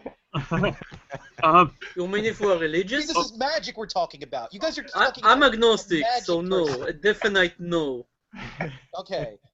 So we have one guy who says this is just tradition and he just doesn't buy into it. Who else really buys this bullshit? I mean, this is Magic Man in the Sky shit. Like, let's be honest here. This is what we're fighting about. This is bullshit. This was Jacob is Orthodox. But I lost what the conversation topic is even about. I'm a And by the way, pragmatic James, person. Hold I'll adjust your volume because I can barely hear you. I'm sorry? Okay. Okay. How can I adjust your volume volume? I can barely hear you. I would really like an answer. Okay. Well, okay. First of all, I'm sorry. Is it James speaking? Was it James? Jimmy? Yeah. Jimmy James, yes. Jimmy. Hey, Jimmy. Okay. What's going on? Okay. man? Hey. Okay. Hold on one moment. I will answer your question, but there was something that someone had asked before. Okay. Something about wait. Was it Abu who mentioned the Abu Ayyub. Abu Ayyub, sorry about that. Yeah. Okay. Okay. Abu Ayyub, was you that mentioned something about? You said a whole sect believed in believes in stoning homosexuals or something. Is that right? Yes. Okay. No. There is no whole sect that believes in stoning homosexuals. There are some individuals. Yes, there absolutely are, but they're an extreme minority. And mostly to be found within, a sect or two of, and not the whole sect, but within a sect or two of some ultra-Orthodox streams of Orthodox Judaism. But they are an aberration compared to the majority. And again, we're talking about talking about strictly religious. And when it comes to agnostic or secular, then of course absolutely not as well. So in either case, can I give the example though of Sam Harris where he says if you left a Muslim on the island with these books, he would establish this law. Based upon your idea and your identification that there is a group that actually does interpret the text and can interpret the text this way, it's quite possible Sam's theory that if Muslims were left, or excuse me, if Jews were left on an island with the Torah, that they would apply the law like that. That's quite definitely. possible. I agree with you. I agree with you. Totally. The mother load of bad ideas can also be found in Judaism as well. That's my point. True, and but absolutely, and that's why tradition and interpretation comes into play and is so important, right? The change. The chain of that tradition and interpretation is so important, right? Because if you disconnect all that, just black and white on the scroll, right? Then of course, yeah, you might end up with something like that. Absolutely, I agree. There we go. I'd piss so on maybe we should move on to another topic. Does anyone have one in mind? I do We'll want just read some of the tweets from. I'm actually Could serious just- about my question. Do you guys actually believe this stuff, or is it like tradition? Me as a Muslim, yeah, I'm very Orthodox Muslim, so. Okay, so you actually believe. And I How about believe you, actually in Jacob? Judaism. I believe that Moses. Well, I don't. I believe the Talmud is actually, or the Torah has been changed, and he didn't do all those. He didn't do all the wars. Joshua didn't do all those horrible things because I think they're above that. Jacob and Guimet, what about you guys? Okay, Are you guys- Guimet, what about you? Guimet, Traditional. I guess I'm going to answer the same as Jacob. traditional. Okay. Yeah, I mean, I have been like national religious Orthodox, modern, which would be like more modern Orthodox or what have you. But I would say traditional now. Traditional. Okay. That's cool. All right, guys. Now we can move on and read some of the tweets of Tommy the Sodomizer. Yeah. So this is all the tweets. Guys, and Our Lady Gimet. What about? Hold on. What about the topic? We actually kind of got sidetracked, blindsided. Sorry, Abu. No offense. Problem is, don't bring up Sam Harris to a Muslim. They'll get angry. Okay. So okay. The topic was we were discussing about the plight or non-plight of the black community in the United States, etc., etc. Okay. Right. All right. So what I was mentioning was the fact that if you applied, if you corrected that statistic for earnings based on individual educational level, that everything, any perceived appearance of racism will disappear. It would apply for the same person of Asian or European background. The same thing. Right, Jacob. Just low like the wage education gap, right? equals lower. Well, yeah, exactly. The supposed wage gap between the gender, right, based on gender, is complete BS, complete bullshit based on statistics, because they actually add like zero income from women who choose to be housewives, or also too, the fact of the matter is, and it has nothing to do with an oppressive culture that forces one gender into another profession or another. People in America are free to choose which career they want, okay? And they take responsibility for their choices. They need to. So it just so happens that women choose certain professions that men don't, and vice versa, okay? And men and women are free, of course, to choose anything they want. However... Can I play the devil's advocate here? Okay. I would say, for example, nursing, male nurses make more money than female nurses. Is that true? Yeah. Okay. Which level of nurse? Is there a difference in the level between men and women? I mean, because there's RN, there's LVN, there's RN nurses make more than... RN registered nurse, there's LVN, there's a nurse practitioner. Are there more women nurse practitioners or male nurse practitioners? They're both in RNA. For anyone that doesn't know, a nurse practitioner is like really the highest level nurse that a nurse can achieve. A nurse practitioner actually is very much like a doctor, really, just without the MD next to his or her name, because a nurse practitioner can actually prescribe medication. They're substituting for a lot of doctors lately too. I don't know whether that's... I've not yet found anything disproving that stat, but it's quite clear that there is a wage gap there among RN nurses. Because if you look at the statistics, now I don't know specifically about nurses, but if you look at the statistics by job, if you look male or female, you can't tell the difference if you look at their salary. If you look at their salary, if you look at a person doing the job and on the job for the same someone number is of years, echoing you. Yeah. Like. How about now? Okay, I think that might have corrected it. Thank you. Yes.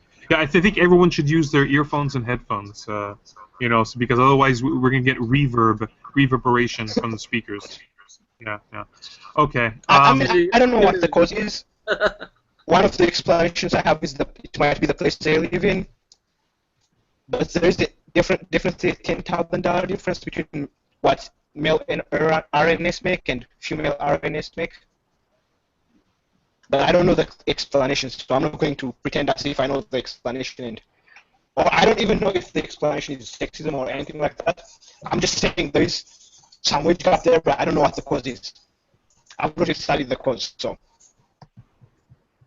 Okay. Now regarding so I think we tackled that. Does that make sense to you, Abu? Level of education? Yeah, of course. Okay. I mean, my solution isn't like, if you were to inject a lot of money in those communities, that it wouldn't progress them. I mean, there needs to be. I'm not going to say that, look, there's just one thing and it's just this problem. It's a multitude of things. But if you were to inject more opportunity, and also, yes, the black community does have a problem in America with when it comes to like the rap culture, this hip hop culture where they glorify violence. But it's kind of half and half, because you have in the white community, you have Gothic people, and they're talking about death and Slayer and Satan worship, and you got guys every once in a while that act out and kill people because of it. But tell me, how many thousands of people are killed by Gothic punks per year? Tell me how many people are killed by thugs per year, and then we'll see if that's an apt comparison. No doubt. It's a multitude of things. Don't get me wrong. It's a multitude of things, but I think... Yeah, the breakdown of the family unit, and you know what? We see negative results regardless of race or ethnicity when the family unit is broken down and a child doesn't have a mother and a father. We see similar results. you know, and we see that, I mean, and but this isn't always the case, but of course with anyone, but however, in general we're speaking, right? In general, even on a in graph, wealthy white statistically. communities, okay, in wealthy white communities or even wealthy whatever communities, the father is working a lot. You know, like for example, Trump and his kids, they barely ever saw their father. Bill O'Reilly, for example, his It's kids not about haven't had an seeing the interview. father. It's about having two people who can give you financial Money. and It's about money. Yeah. yeah. Thank you. Yeah, that's the thing. So if a woman Well, was, if you and don't have I two think parents, the you'll just, like, feminist here, have more money. the woman should be the feminist here, that a woman should be able to raise her kids if she had enough money. I mean, and there Yeah, has sure. been successful women that have raised their kids. My mother divorced my dad. She was a single mom, and she raised me good. So, Oh, I mean, I sure. don't think that that's impossible, but money plays a huge role in opportunities. And I wanted to mention something that maybe can move the conversation, but there was a statistics, or there was some type of test that was done with jobs online and people getting job opportunities. And what they found is that people that had African American sounding names and Hispanic names didn't get as much callbacks as if somebody had a white sounding name. So what do you guys think I'm of glad that? you brought that up. Okay, Yeah. so maybe I can respond first. So I looked into that, and apparently they've also done a study in Canada. People with Chinese names are like 35%, something like that, 50% or something less likely to get callback. And yet still, Chinese people are richer than white people. So I think that alone, disproves, that's not the reason why these individuals in the black community who are committing crimes and whatnot, I don't think that you can pin it down to that. I mean, that's not the reason they don't have jobs. The reason is they don't have work ethic. The reason is maybe they don't want to work. I mean, anyone can find a job. Look at these Chinese laborers. You can find jobs. You might think it's below you, but look at Chinese people. Hard for them to find jobs, but they've pulled themselves up. They're richer than white people in Canada. So how do you explain that? Well, I mean, a lot of the Asian communities are actually really, sadly, a lot of them are enclosed. You know, you have like Chinatown in the United States where people can open their own restaurants and their own shops, and you know the money stays within that community itself. But yeah, I'm not saying that that's just the only factor. It plays a role. You know what I mean? It has to be a multitude of things, and I think that we all have to agree that money isn't going to cure the problem, but opportunity and money would play a huge role. Is there other things that are a problem? Yes. But that would play a huge role into helping people in that community. Because I don't really, in my personal opinion, I don't believe in races. I don't believe that race there's nobody that's inherently, inherently built to do something. You know, a black man can become, you know, you can sit there and talk to a guy on the phone and he'll sound 100% white, and then you'll walk out, go and meet him, and he's a black guy. I mean, and he had, you know, it has nothing, his morals, the way he views the world, it has nothing to do with his skin color. It has to do with how he was none of us raised. think So it much does. more than the. But what I'm trying to hold on. Now let me bring this. This is my point though. Like, more than I should say, it's more than just a good majority of black people have jobs. So when you're talking about Right. shitty neighborhoods and stuff like that, that can't be really the problem. I mean, most of them do. I mean, we're talking about like maybe like 20%. Most 15% people that's actually on welfare are employed to some degree, so there is another issue going on. What did you say? I'm sorry. Most said most people people are on on welfare. welfare are employed, so particularly in the black community, it is kind of a deeper kind of cultural issue. Even if most of the people on welfare are minorities, that doesn't mean most minorities are on welfare though. And That's not what he said. What he said is that most people in welfare are working too. So they're employed too. That's what he said. Oh, they're employed too. Okay, I'm sorry, I couldn't understand what you're saying. All right, so I'm sorry for misunderstanding. Actually, So I don't forgot think which that's state really it was. the I think it's underlying Kentucky. cause. Most of the I people don't on think welfare are white. welfare is keeping black is Right. really black people are being kept down. I don't think jobs are So you really. see, low money has nothing to do necessarily with race. You know, low income. Yeah, It also has to do it's a with people issue. It's a people like personal culture within within their family or education level. You know. whatever. You know, I mean, and you see choices. responsible black people who may have been born in those neighborhoods. Their kids are going to university. I mean, they're one generation away from prosperity. I mean, it's that simple. Okay. Yeah, and so if you want to really change even faster, you know, help, you know, people need to, you know, make better choices, change some of that culture, right? And also stop voting Democrat in those neighborhoods. You know, the Democratic Party was the party of slavery, the party of the KKK. The KKK was founded as an official wing of the Democratic Party. Then during Reconstruction, the Republicans put together, you know, civil rights actions, and there were lots of African Americans and other people of color that were hired as civil servants by the federal and state governments. And until during the Reconstruction period into the early 1900s, there was only 2 4-year terms where there was a Democratic president. The rest were all Republican. And so then Woodrow Wilson, the Democratic president Woodrow Wilson, who was formerly the governor of New Jersey, he was the one to change things. He kind of changed that long-term post-Civil War Reconstruction period where Republicans were winning almost every election. And then boom, we had a Democratic president. He even spoke to the minorities and said, yeah, vote for me, everything will be great.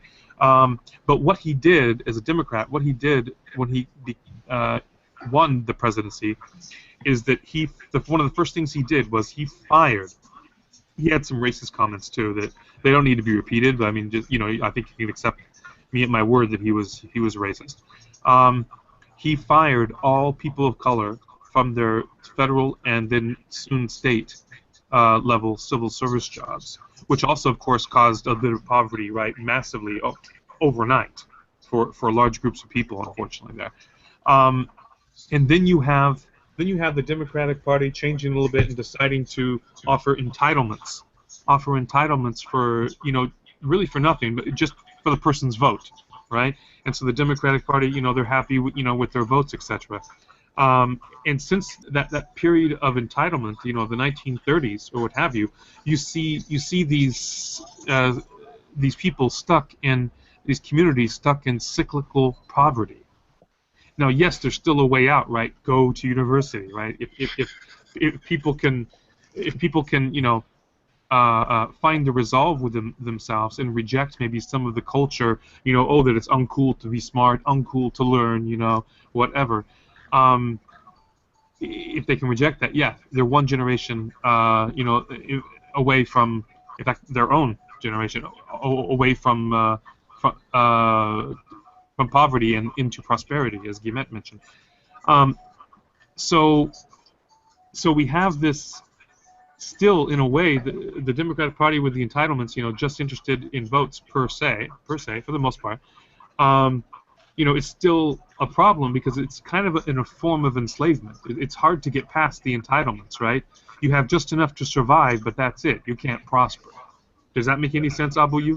Yeah, but I don't think that would be a result of it because we need to then compare other. We have to look at it from a neutral cultural, like from cultural anthropology, that perspective. Because if we were to look at Europe and the entitlements that they give to the white communities there in the old, and we don't find that there is as much, well, of course murder, but that has to do with guns as well, but not as much crime taking place there. Norway, for example, Sweden, and actually in these countries where they do have a lot of entitlements, they're actually doing well, and their quality of life is actually quite high. So. Sure. I would say that I would say that could be explained. I mean, obviously there's cultural differences. Thomas Sowell's book, it's called Black Rednecks and White Liberals. He explains how basically the thug culture, the mentality, the macho thing, killing people over minor disputes and whatnot, that was actually slaves adopted that culture from the southern rednecks who were from some part of Scotland. That's originally how they came to America. They were considered barbarians by the British, and those people largely settled the South. And so the black slaves had unfortunately adopted that terribly violent culture. Even the Ebonic dialect is actually, according to many linguists, that's actually was adopted from the dialect of Southern rednecks. So obviously, when you have that sort of culture, and then you incentivize, and also if you look at Southern rednecks at that time, they were lazy. They always took the path of least resistance. They were not working. Most of them were just idle most of the time. Obviously, if the black freed slaves had that culture, and then you go ahead and incentivize that, you see the same with white people on welfare. That's a dangerous thing to incentivize if many people hold those cultural values. So I think that explains why certain people stay on welfare generationally. Well, I agree with what you're saying with that, the It's psychology. a question of culture, and so otherwise, try to comparing that with Norway and what have you, and other Western European countries is like comparing apples to oranges. In other words. Well, I mean, if you were to test, I understand. Yes, there's a cultural aspect to it, and that's why I was saying before that slavery does have an issue with this, because there's black people that live in France that don't have this psychology that's put into them, where they feel like they need to be very aggressive. But when you go to and even Africans and these things, we have to identify there is a psychology there where if a black man's in front of a white man and that white man is talking down to him, there's an idea of maybe he thinks I'm lesser than him, and this is coming out of the American culture. It's behind in the back of his mind, and he'll become very aggressive because of that. Any of us would. You know what I mean? Any of us would. But also, no, one of the things I wanted to say before, I think my mic was all messed up. I wanted to. How could you say this comes from welfare, though, when most of them aren't on welfare? That's what I don't understand. How can you, then justify their shitty wages when most of them aren't receiving welfare? Who is that addressed to? The Guimet and Jacob were saying that the entitlements are what keeps black people down. Because so I wouldn't say it's only one segment. Culture, it's right? only one segment. We were talking and mentioning the cultural problems which cause dysfunctionality within communities as well. Oh no! I'm not disagreeing with it. That was just I don't see how entitlements and Democrats make their way into the argument. Incentivized entitlements was just one cause. I mean, this is a complex and nuanced issue. It isn't just one cause. It's a whole mixture of things put together.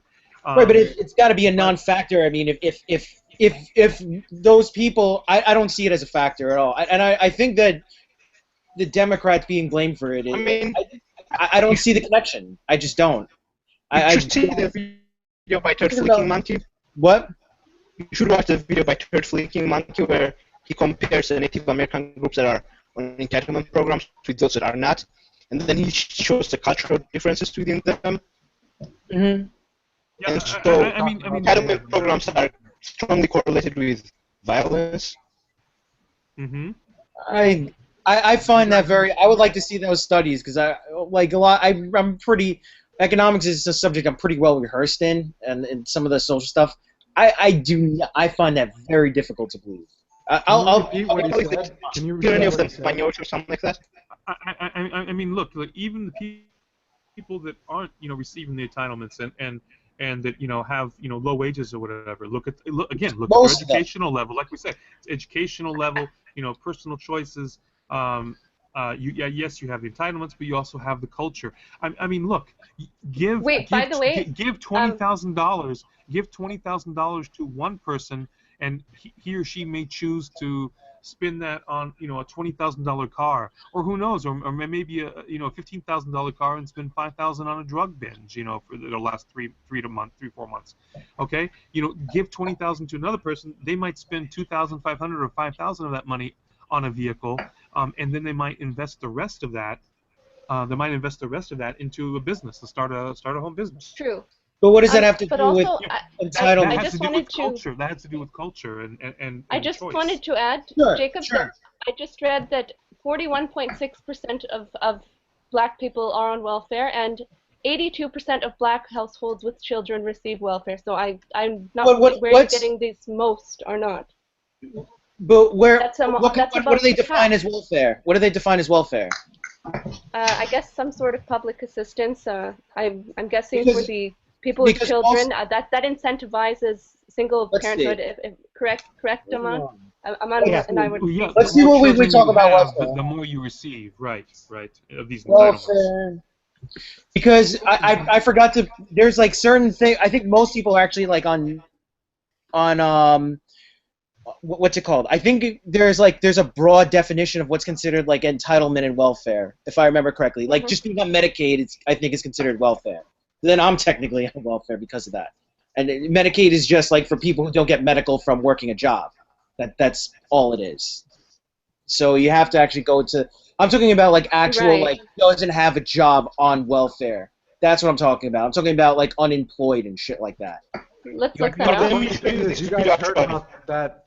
There's a huge percentage of people working at Walmart that are on welfare. You know that most of the Walmart employees are on welfare. So you have people that are working full time and still don't have enough money to actually live. Yes. Well, they didn't. We said education matters.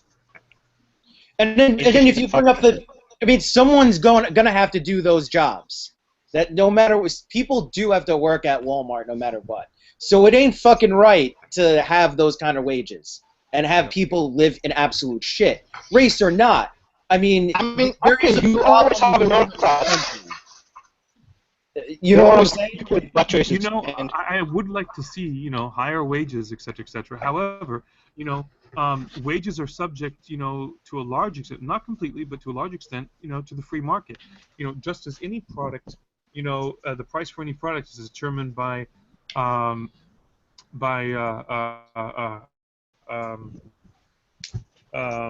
demand. Demand. There we go. Yeah, so supply and demand of that, right?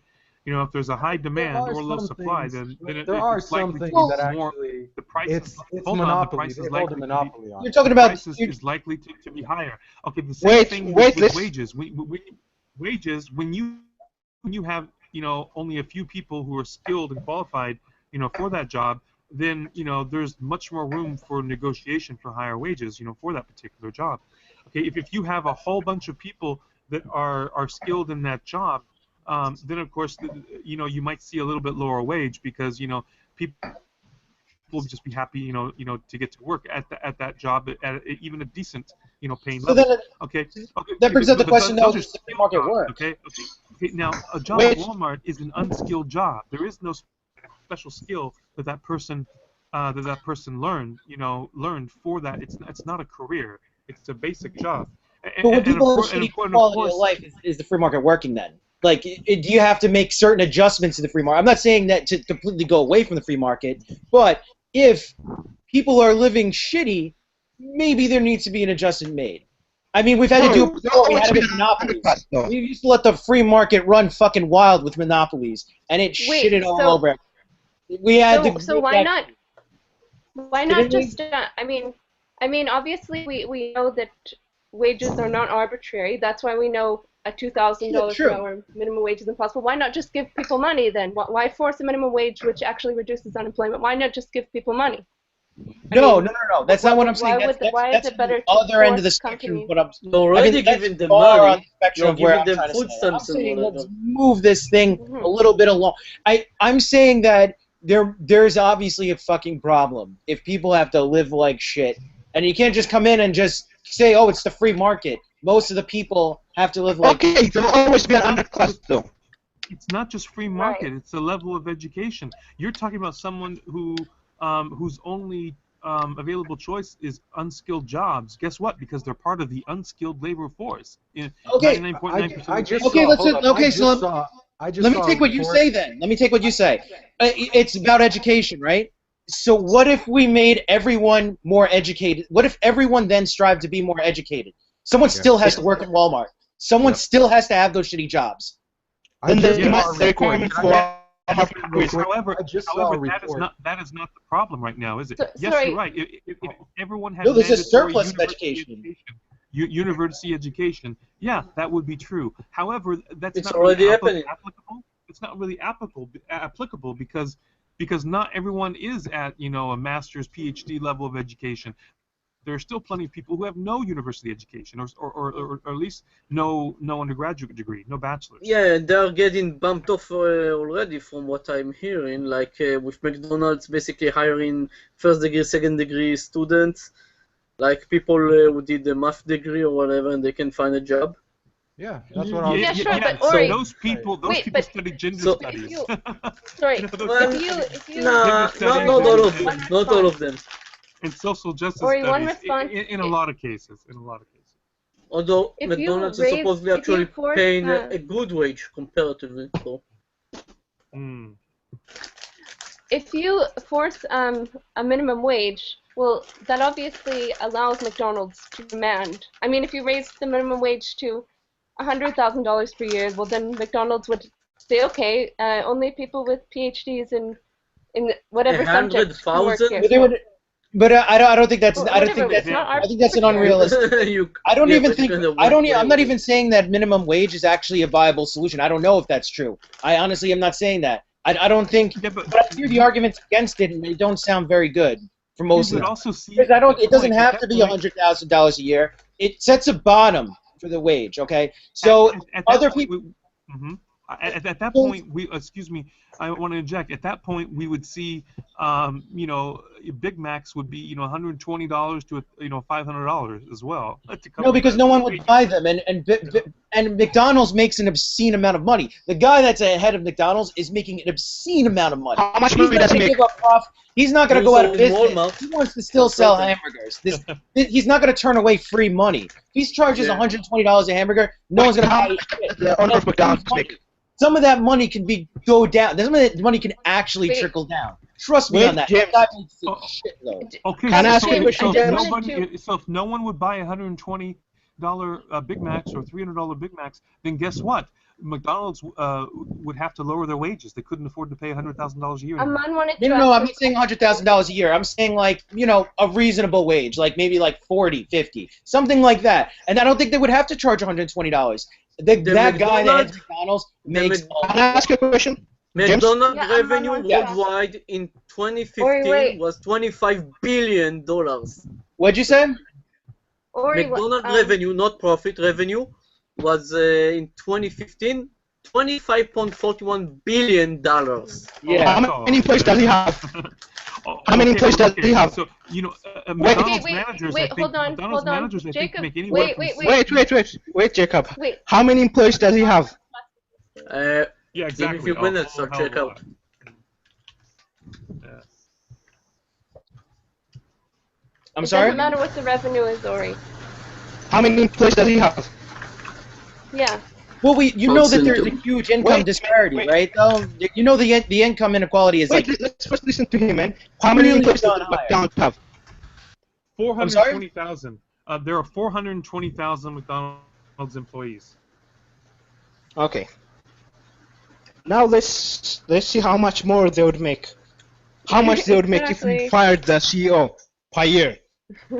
420,000? That's all. For worldwide. My god. So That's they're a lot. basically... That's a lot. Wait, no, what? that's not a lot. What's the population of fucking New York? The state. Millions. Oh, There state? you go. Yeah. So 20 420,000 There's also- worldwide. We're talking about also. We're also And it's dismissing. making Other, 25 billion. we No, have. it's not 1.9 million employees. Hold on. There's something we haven't touched on though. That the actual old way we used to do stuff before income inequality. Okay. Why- Net income. What did net we used to income. do before income inequality? 4.5. Four I mean, and a half. Wait. before income got What What really do you mean billion before net income income. inequality? When has there Not ever before been... income inequality, before income inequality like really skyrocketed, before it really took off, which is about the mid '80s. What did we do before then? It wasn't just raising minimum wage. We had another solution to this problem, but we've thrown it out Taxes. the window. No, not taxes. Taxes, the Taxes have gone down. company. Taxes It have might gone be- down. How many zeros are in a billion? No, not taxes though. What's the thing that we threw out the window and before this thing really took off? Before the income inequality really like skyrocketed. We threw away collective bargaining. We tossed that shit Wait. out. 1 second. That's a free market James, solution. I just want to ask, just one question for you. Okay, so yeah, can you tell me what's... Wait, uh, Ori, stop interrupting me. I said, what's... I mean, you're just claiming that income inequality is bad. Explain to us why is that a bad thing? Why is it bad if someone is way richer than me or just a little richer than me? How does that have any bearing on my objective standard of living? It's Whether not someone bad. has something It's two not times bad. or Hold one on. time. It's Three not. times better than me. It's not bad. It's not bad whenever your people are getting the wages they deserve. Okay. What do you mean deserve? What kind of wage? I mean, who determines? I mean, so should actors check the should market and emergency how much- One where you can buy. emergency response? No. I have an answer to this. I have an People answer. be paid millions of dollars. I'm sorry. No. I have an answer to this. No, wait, I everyone, do. let's stop talking at the same time. I do have an answer to this. I think it's one where you're able to buy commodities, where you're able to work hard and still be able to afford some commodities and things like cell phones, cable, TV, own a home, do these things that are pretty normal without going into debt. And with some commodity, like a vacation or two, when you're average, when most people can do that and work hard, I think that is an acceptable thing. But what we had was in the you have that in America. What? You have that in America. It's the only country in one of the only countries in the world where you have that. It collapsed though. It really the shit came fucking tumbling down because of debt. Because of debt in like 2008, pretty much. I mean, people my age. They're not moving out of their parents' homes. I know a PhD that doesn't know a guy with a PhD that just got it. He doesn't know what the fuck he's gonna do. Yep. And I'm living in America. I'm telling you, shit is still pretty fucked up. I mean, if you really have there's people that have their shit together and make it, but most people aren't just like working. Now, like my parents' generation, they just like worked hard and they got stuff. It's not like that anymore. People really do live. People are living in their parents' houses till they're like 30-something. I'm 30-something. I took an indirect bet. I found out in the middle of my shit that PhD was a waste of time. You know, like that fucked my shit up. It's not as. What's your discipline? I was going into physics. That's what I was going into. Well, and then, actually, in science, I think it should be just the opposite, just about, because in science, you're like nobody unless you have a PhD in that, in that science. Otherwise, you're going to be someone else's lab assistant. But this is what happened with PhDs. There's too many of them. The professors started advising against it. There's a flooded amount of PhD. So so now that who's going to be there, and there's too much competition for professors. Well, actually, well, yeah, I can see that because there's only like so many, professor, professorships available, universities. But certainly you can go to the private. Boom. There is a little bit of a boom. I mean, still there might be too many people going into physics and achieving PhDs, but we do see actually a boom in the aerospace industry. We see a growth now. Before it was just NASA. Now yes. No. This is true. Now we have other, I can actually address that. That is actually true, but then it brings up the point of, do you want to go through 8 years of PhD to do that? Like, a lot of times people become professors and when they go into physics because they really care about the subject. They're not really so concerned about the pay. So going through 6 to 8 years of PhD, it's a lot of time before you just get a job you could have gotten for getting a master's in 2 years. And I know a lot of people making it, but I know a lot of people who just can't find work. Can I ask you something, James? Yes. Do you know that if we fire the CEO for McDonald's, how much the employees would make? How much would you make? Probably like what, like $3 an hour? $1.007 more per year. That is if we fire him and give him zero salary. Well, it's not just the CEO. You're talking about what do the people right under him make? Does he actually draw salary or does he take equity instead? I'm sorry? Yeah, a lot of CEOs, they don't draw salary because they're just taxes. They sell the equity shares instead. Sure. For the future the and math. stuff. They get Do the math. dividends and We're not just equity. talking about the CEO though. I'm saying there's also the guys underneath them, and I'm not just Yeah. saying. So we should Freeloaders. hire everyone Freeloaders. who makes a little bit close to the CEO, and then give that money to the employees. Well, I'm saying Because, all of you it. know- I'm saying like there is, that there has been a, that And income thanks, inequality Amon. That definitely debunks, that idea that, oh well, if only we could just, Right. forget paying high salaries to CEO. The CEO, would, Of course, you gotta pay. look at that, spread that out, that income, right? Take the money Of from him course. that he earns and give it to the people. Of course. Hold on a second. Of course, the CEO needs to make a lot of money. All right, no one's arguing that. I'm saying that they are getting more than these. I mean, these are the guys that are in charge of the money that they make. All right, they're deciding the free market. Back whenever in the 80s, like whenever income inequality started to really like increase, it was because collective bargaining pretty much went away, which was a free market solution. It was a bunch of guys who came together and decided collectively what they were worth. And the CEO would have to bargain with that, and they would come to a that's a very free market solution. But we tossed that out.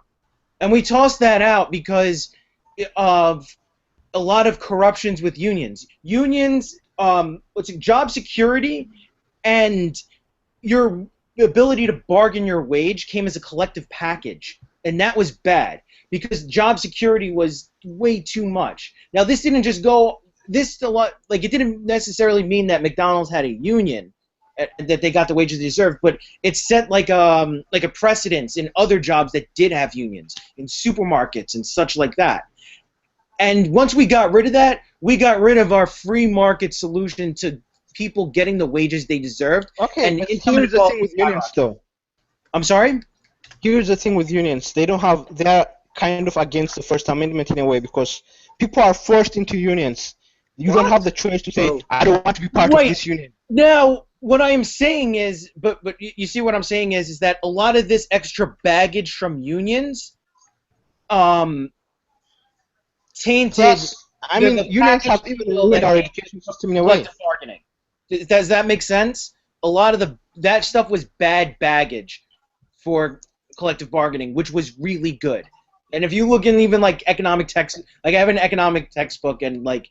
It still that was like from like 2000 and stuff, and it was like pretty important to like making capitalism work. I don't know. You guys can respond. Well, America isn't capitalist. It isn't? Well, no, it's corporatism. Yeah, it's crony capitalism where it's a monopoly on a situation. I mean, it becomes different, just like the pharmaceutical industry right now. Okay.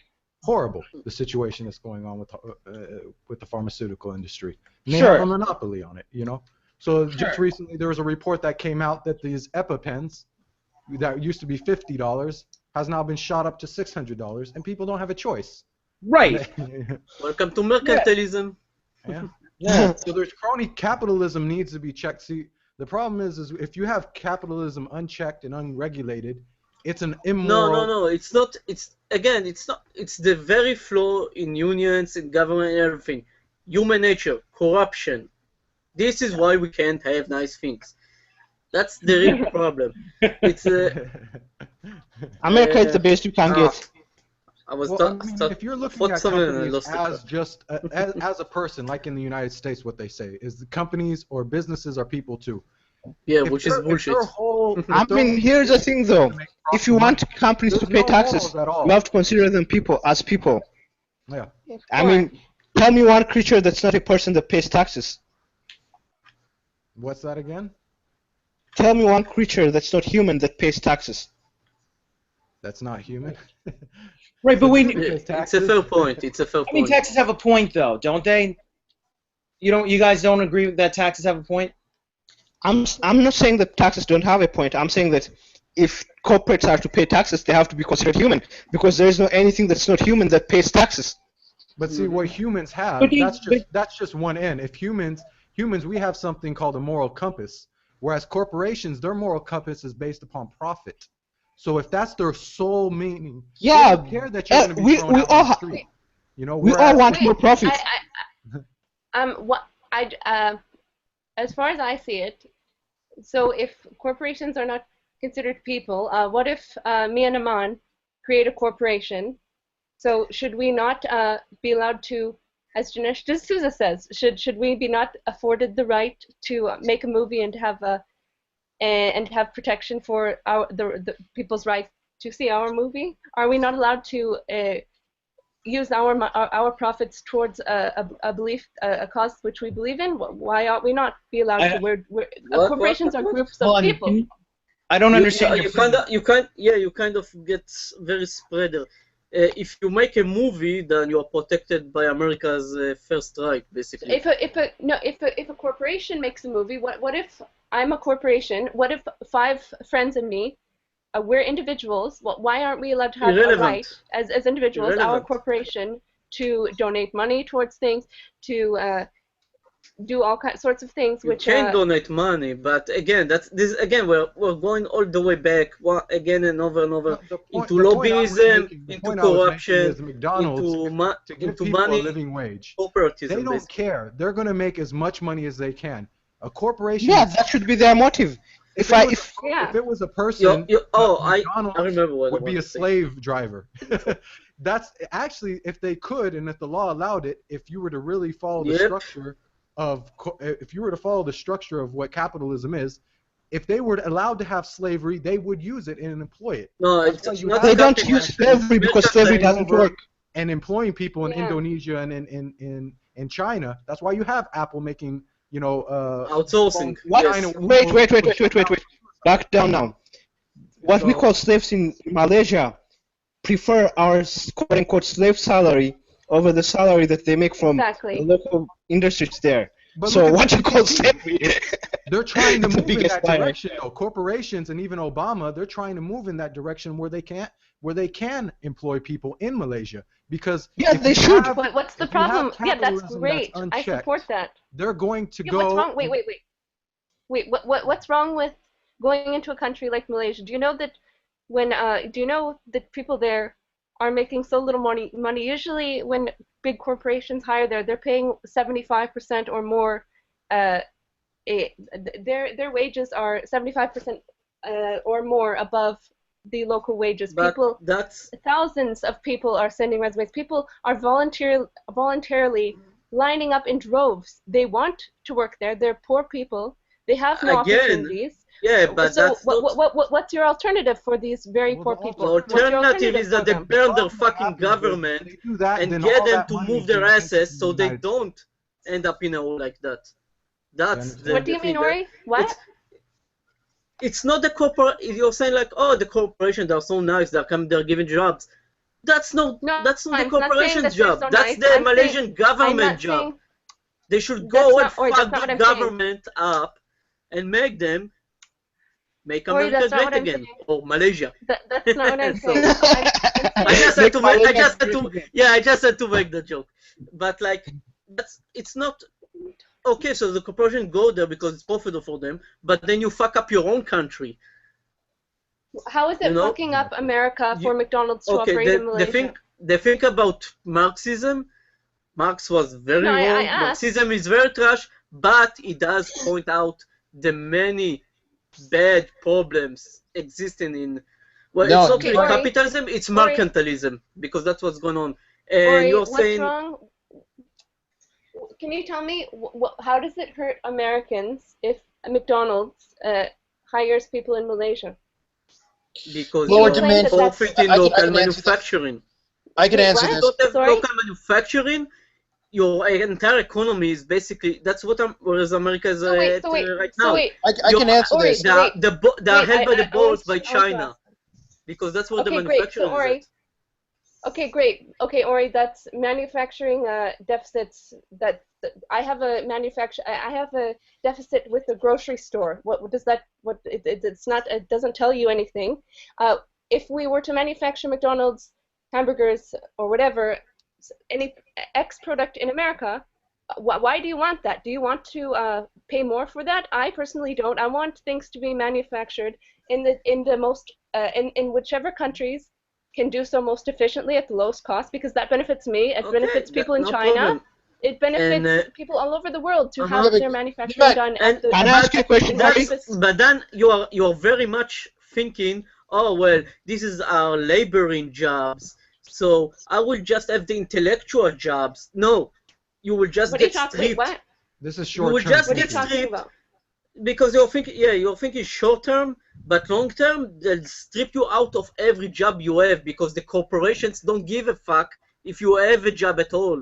They Yeah. just want Can money. I ask you a question, Ori? No. But there's certain And when mechanics you though don't that can have affect. job and you run out of money, well, they'll just exporting it elsewhere anyway. Okay. They'll okay. ship Matt, it to Matt, UK, Them of all the Hold on, jobs hold that on, are hold on. having new Time jobs out. with it. anywhere Time out, until guys. every Time place out. runs out of money. Time out. Okay, Guillemette, based on what Guillemette said, Guillemette de Machaut, she's saying that she would rather, she's happy that that the is located at the lowest level. Hopefully not in quality, but in terms of cost and overall overhead for the company. Therefore, it benefits the consumer in the country where the product is being sold because They can hold do on, it. They can, hold you on. know, It benefits the consumer We because can they lock can the pay less prices. money for the product. Yeah, and the they CEO, have the left CEO over. will have less salary maybe, but you can definitely lock the price the same. It's not like the corporation isn't making good profit It's not over just the CEO, as we And discussed again, before. We it's about, divide up the again, we are CEOs. going back to people and unionize, etc. It's consumerism. It's not consumerism. They raise the price. Okay, you make a big ban on them until they lower the price back again, and they can handle it. Hold The on. corporation I can didn't handle it. finish. I didn't finish my idea, my thought, Wait, please. Ori, let's okay. let Jacob finish. Okay. On one hand, you have okay, that's good for the consumer. It's good for the consumer. Bye-bye, Sira. It's good for the company. Who's leaving? Simply Sira. Oh, goodbye, Simply Sira. How about you? Oh, how about you? Matt. Oh, you taking Now off? I'm gonna head out now, you guys. Good talk. huh? Okay. See you. Well, I guess we have a call scheduled. We have a talk scheduled on Thursday, right? Yeah, maybe with my friend Ijaz, maybe he'll jump in. I'll come in too, hopefully. Okay. All right. You take care until Bye. then. Thanks so much for Okay, coming. nice to meet you all. Take care. Yeah. Tata. Okay.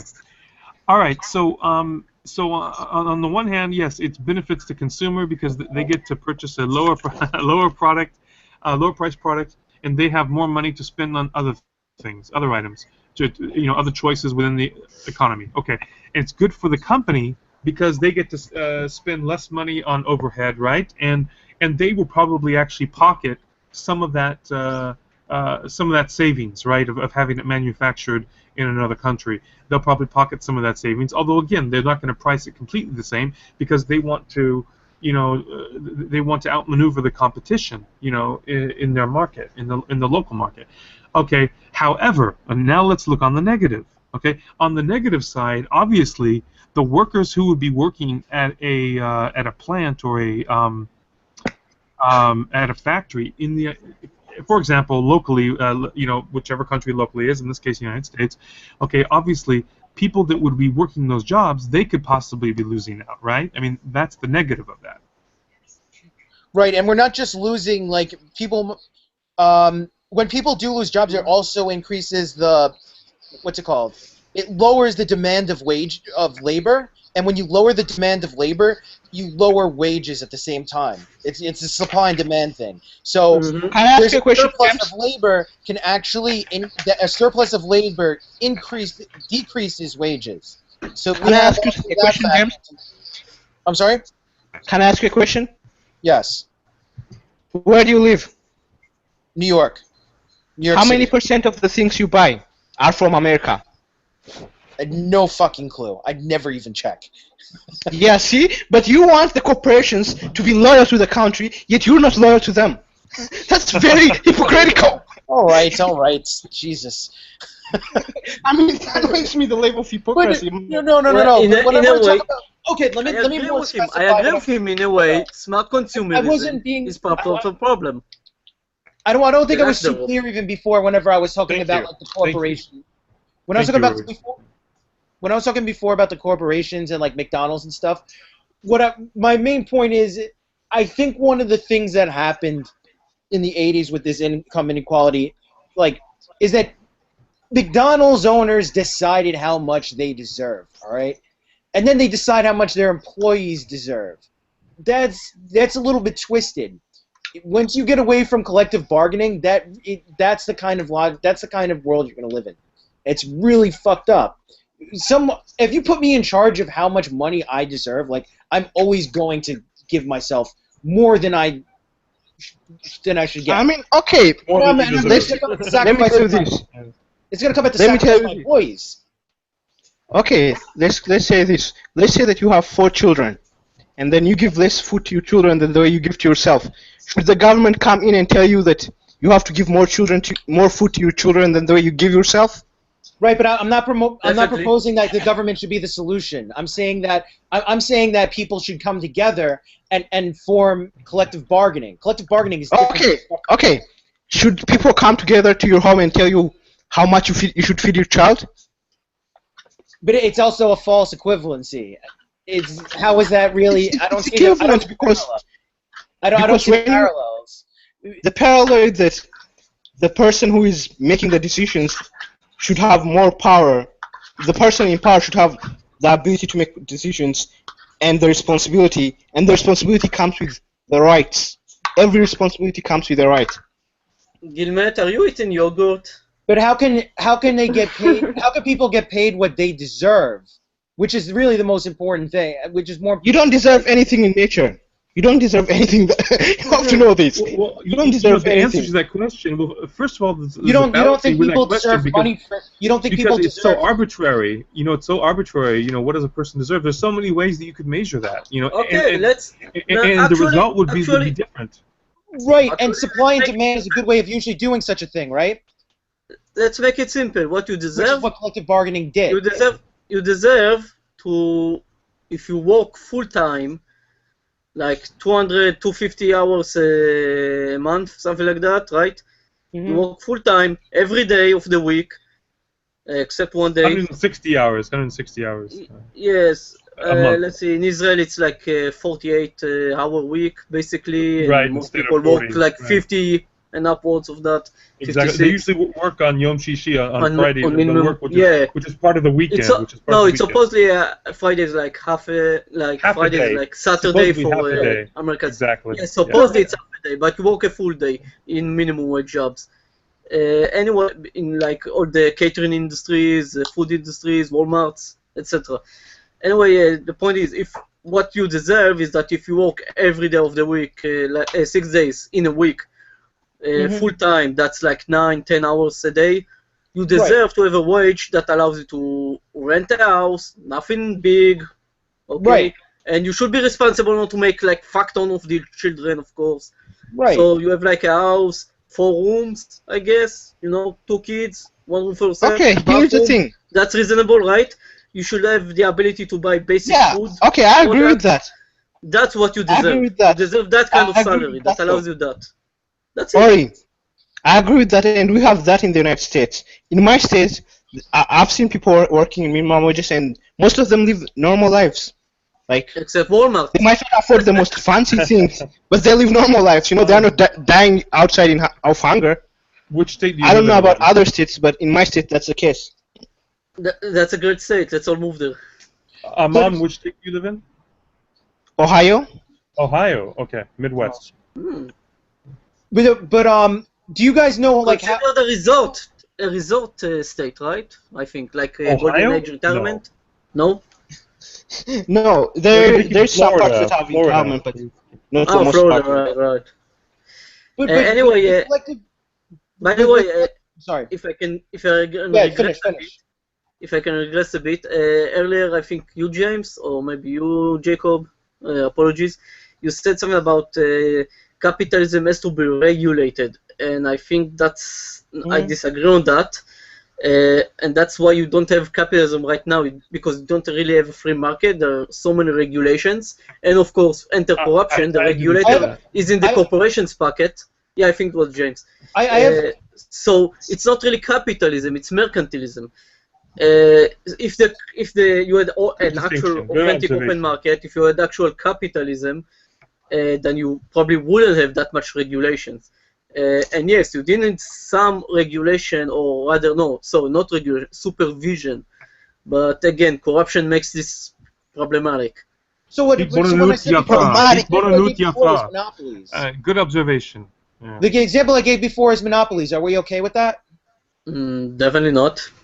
Okay, but that's regulating the capitalism. Are you saying there's only one? There's only one. There's only one. No. That's the thing. If it's not regulating capital, it's because you have a mix of basically money and politics. You have a mix of corporates and power and politics. In the capitalism, you wouldn't have the regulator. You wouldn't have politics who are being influenced by bribes, basically. You will have a separation between corporation and power of the state. But those legislation, you would abolish lobbyism for one. But even with that stuff, lobbyism. Hold on, with that stuff. Anyway, the thing, no, because then right now you want to set up a competitive business, right? The bank will go against you because they're together with the corporates. The regulator, the lawmaker, they'll go against you. They'll say, okay, you have to feed this regulation, that regulation, that, and this costs this money, and that money, and that money. They'll put all the hurdles they can legally and systematically through the institution, through the state, to prevent you from setting up competition. Because if you could set up competition like fucking mushrooms, every person could take a loan from the bank and set up competition, then the big business, Walmart, McDonald's, whatever, they'll start crying and screaming and kicking because they'll get beat up. They don't have any incentive at current to actually improve the products, the salaries, anything. Well, we have regulations. They still make and money. regulations, the regulation prevent. I'm not saying abolish all regulation. I'm saying you need strong supervision and perhaps some regulation. I agree. But contemporary, the regulation is corrupted and it is overboard and it is designed institutionally and systematically to prevent any competition from interrupting the status quo, whereas you have monolithic, monopolistic corporations. I agree. And like let's take a look at what happened in Texas a few years ago. Do you know what happened there? Because they have no regulations and stuff. So they. Woohoo! What was? Yeah, cowboys, exactly. So there was like some unregulated, or it might have been people even ignoring regulations because they also just hate regulations. And that yeah. So they were ignoring like certain. In the United States, they're called antitrust laws, which is a compendium of laws that deal in the conduct and organization of business corporations, including, forming monopolies, etc. In other countries, I believe the concept is called competition law. I believe in other English-speaking. Right, but one of my points was before, if people, because sometimes people think there should be no regulations or like they're inherently bad, and I don't think that's true. I think that regulations bad. That's I believe there's plenty of bad regulations, but they can't inherently. Tell me one regulation that has worked successfully. I'm sorry? Tell me one regulation that has worked successfully. On the antitrust law. Without that, shit would be really fucked up. Like what did it change? Okay, so businesses were basically collectively raising their price. No. That was something else. Hold on. That's capitalism. No. Let me get it a second. Antitrust is usually Okay, so companies were buying out all other companies, and they were just and so they would have a complete control over a certain product. Let's say like apples. So then they would jack the price up of apples through the roof. Yeah, that's why Microsoft got antitrust. I mean, would the antitrust stop me from selling my company to someone else right now if I wanted to? Well, they would just make it worth your while and buy your shit. They would pay you enough that you would. No, you can always buy your competitor if you can but generally it's like it's to prevent you from becoming a monopoly. From taking you have a limit on the share of the market you're allowed to hold, basically. Right. If you become that's why AOL and who was it got dismembered. Microsoft also. It's due to those antitrust. Right. And I think most people actually think that monopolies are pretty bad, but once you know that there's one regulation that we all agree on, I think it's we have to agree that there's probably a few more out there. There's not going to be one type of regulation that optimizes the economy in the entire universe. That is that just goes against my intuition, and I think most people's. It should at least. Well, there shouldn't be one regulation monopolies. that special. Monopolies aren't inherently bad. There are some private monopolies, I assume, and there are some, and basically every government service is a monopoly. Usually, more or less. I guess in America you subcontract everything, and God knows where goes what. There's no accountability. But essentially, monopoly isn't inherently bad. But again, we enter the problem with people, which is corruption, and then everything goes south very fast. Yes. And that's why you need transparency, strong supervision, strong enforcement, and a legal system that allows to actually catch this motherfucker and put them in jail. And again, that's the problem with America. I mean, after all, the real estate bubble blew, and still not one banker, whatever, no one went to jail. What the fuck? No, they that's didn't. when you know that the people lose. The moment that happened, and the people didn't go out into the streets en masse. I mean, fuck Ferguson. Ferguson's like, I don't know. When the people didn't, after that shit happened, people lost their houses, pension, everything, and still people didn't go up en masse, big time together, march to Washington and demanded to see fucking blood. Because and the markets got scotched off. Because that's when you know the country is fucked. It's done with. Unfortunately, legally, they didn't. I don't think they actually broke the law. That was the problem. I think. Oh, they did by a very simple thing that's called corporate, by not directly, but thing is that's the beauty of the corporate law. I don't know if directly or not, so I won't state something I don't know. But corporate law dictates precisely for that reason that, at least in Israel, that the CEO, the person in charge of everything, he has legal right for anything that happens in the corporation that any organ, aka an employee, a member of the corporation does. So if they fuck up on that kind of scale, then the chief banker, whoever is in charge, the general manager, like the entire upper echelon of the management, they have legal responsibility. Upper echelon. Echelon, yes, that's right. You pronounce it with like SH. So they have legal responsibility, and they are legally accountable. So, and since the Israeli law is at large is based on American Anglo-Saxon law, I do believe you have that clause as well. And so for that, since they have gross negligently allowed that shit to happen under their watch, they are legally should be held accountable. They weren't. They were let off the hook, sorry. And that's basically when your country committed suicide. When the citizen didn't just went up after that. We have. We've recovered nicely, but we still are. We have a lot to work on. Relatively nicely. No, relatively nicely. We're still doing shitty, but we've done better than the rest of a lot of the other world recovering. How about that? No, I'm not talking about recovery itself. I'm saying that once you didn't, I agree. En masse went out to the street and burned shit down all the way to Washington. Burn shit down. I know. I'm advocating violence. I know, but the thing Jacob's got to go. When you went out, bye, Jacob. But basically, you show the politicians and the corrupted bankers and whatever, they can get away with anything. They fucked up your country big time, and they got away with it. You allowed that to happen as citizens. They robbed us. You gave up on your country. It's done. It's over with. The same shit is happening in Israel. Right now, we have a minister who came back to the same office that he was jailed and found guilty of what's called? Basically betraying the public trust and being corrupted, taking the public money, basically stuff like that. To the same office he did that from. He sat in jail for like 7 years, and now he's back in there. And he got re-elected. Yeah, and we have a former prime minister who sits in jail for all sorts of, again, for using rape, public right? money for. Oh no, that's the president. Yeah, but we have a prime minister that. But yeah, basically we already know they're all corrupt there, right? But the thing is, they're actually going to jail one after the other right now, and still people don't give a fuck.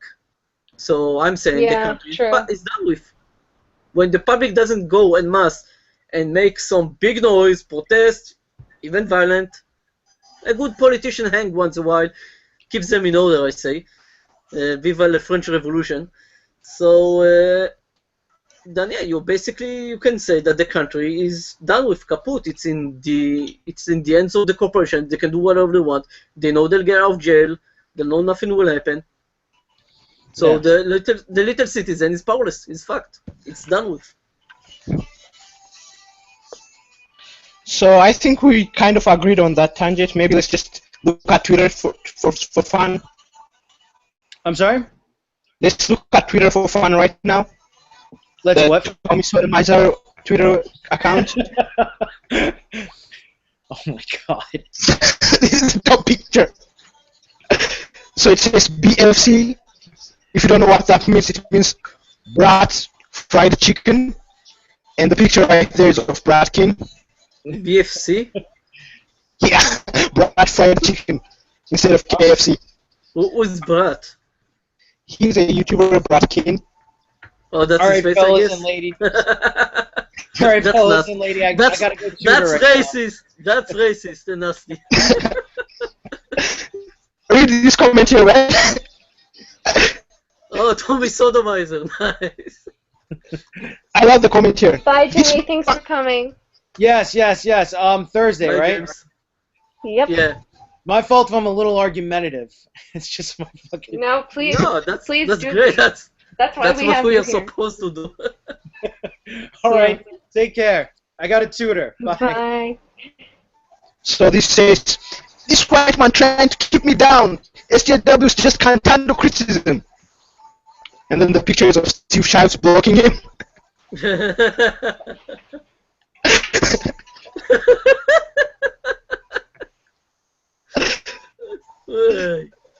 And then here it says, 53 years ago today, MLK made his march to freedom for cool black men who could get up off their asses and help themselves. I guess he missed an NT there. Yeah. Oh my god, this is terrible. What a heckler. And then here, when she oppressed you with that ass. What's the poll? What's the poll? Fucking black moms trying to take credit for Father's Day when I can see my kids. Ah, that's like men rights, basically. They're making fun of him. Technically, they're making fun of Tommy and things he would say. Because I'm a violent, dangerous. Man, that shit be fucked. Tommy, see, he kids. They're kind of making fun of his face. He's basically trying to like mimic Ebronix, I guess. Yeah, they're mimicking Tommy Sotomayor. That's why they call you Tommy Sotomizer. Tommy Sotomayor, fake ass wannabe fucking nigga. That's bad shit. That's bad shit. Put it away. Put it away. Is Tommy I love this one. Is Tommy sodomizing a fake wannabe fucking nigga? At Tommy. And then it says he be fake ass nigga. He ain't. That was the two choices. It makes us bad people laugh into this shit. Put it away, please. I mean, that was kind of fun on Twitter, though, reading that at the time. I mean, the guy made a Patreon account and he made about $400 from that shit.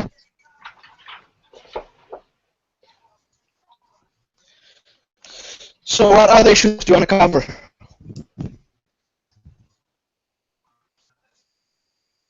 Am I the only one who can speak? Well, I didn't come home from any... Let me see, I got a friend request today.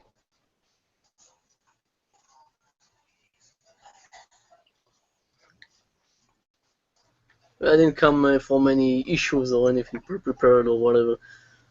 So I just went with with your flow.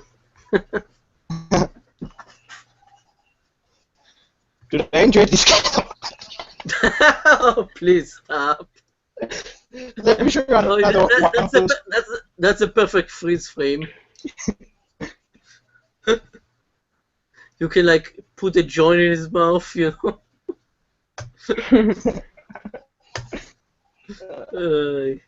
This guy is more cool than him, though. He's so crazy, man.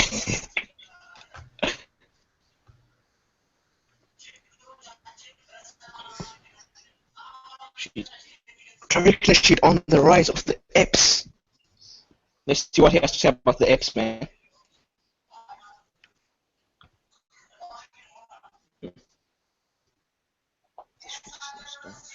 A Trump administration. Come on, Trump. Shut up, Trump. Does Tommy Sotomayor support Donald Trump? He used to support Bernie, but I think now he supports Trump. Okay. The reason he supports Trump is because of the anti-Semitic thing that he expects him to do. True. It's the same reason that David Duke and Louis Farrakhan support Trump. Right. Yeah. Yeah, he said the movie played off the conflicts that's going on in Africa. Not only that, the movie Planet of the Apes was really about white supremacy and the indigenous people of the planet. Did any of you guys watch Planet of the Apes? I liked it. I loved the newer version. Wow, that means you must be a white supremacist. Yeah. The what of the what now? The Planet of the Apes. Oh, what, the one with, what was his name? The same guy from the Bourne Identity, I think? Yeah, I think so. Yeah. No, I didn't really like it that much. I much prefer the original variant. Wow, that means you're much more white supremacist than Game 18. How does that make me racist again? Wait, let's watch how he's going to make you racist. Oh, I see. Represented all indigenous people, not just white people. Social justice punishment, eh? Mm-hmm. I'm saying social justice punishment. You know, watching social justice bullshit is kind of like punishment. Yeah. Gavin McInnes calls it something. He compares it to the Olympics. Who can last the longest watching SJW videos, and he wins a gold medal, usually for lasting 30 seconds. Wow. I remember I tried to watch a Steve Shives video once, and I was like, 15 seconds in. Bleh! White people are apes. You know, if you look at a damn ape, apes have white skin. If you look real close. What? White skin and straight hair. So, if we want to go there. But as far as the analogy, Planet of the Apes was basically about white supremacists invading indigenous groups. And you gotta learn some real good game from the movie. Did you learn any games from the book? Any good games? From the what? From the movie. No. Games Well, from the that's- movie? Yeah, so he's saying that the movie is about educating white people on how to be part of the white supremacy. That's exactly what I got from the movie, actually. You gotta learn what they're telling you, and Wow. you gotta learn what they're not telling you. See, the movie started off with one message, and then it ended with some propaganda messages. I'm gonna have to spoil it just a little bit, y'all. You know, I hate to have to spoil because I got to get deep with it because I want people to understand the messages. I want people to understand the messages. So if you can kind of black the show out for a minute, for about 20 minutes, and then listen to the playback after you see the movie. Just kind of chill out, go watch The Housewives of Atlanta for about 20 minutes, then come on back.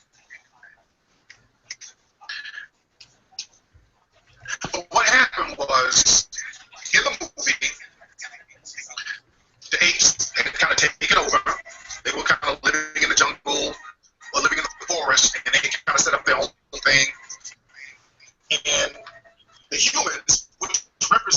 supremacists and the missionaries and all that, they had a colony in San Francisco. They had like this little colony. They were trying to get through the forest to get to a dam to get electricity going for their colony. I mean, if y'all want me to spoil it, you're just kind of looking at the housewives for 20 minutes. I'm telling y'all about to tell y'all some spoilers, right? Look at the housewives for 20 minutes and come back.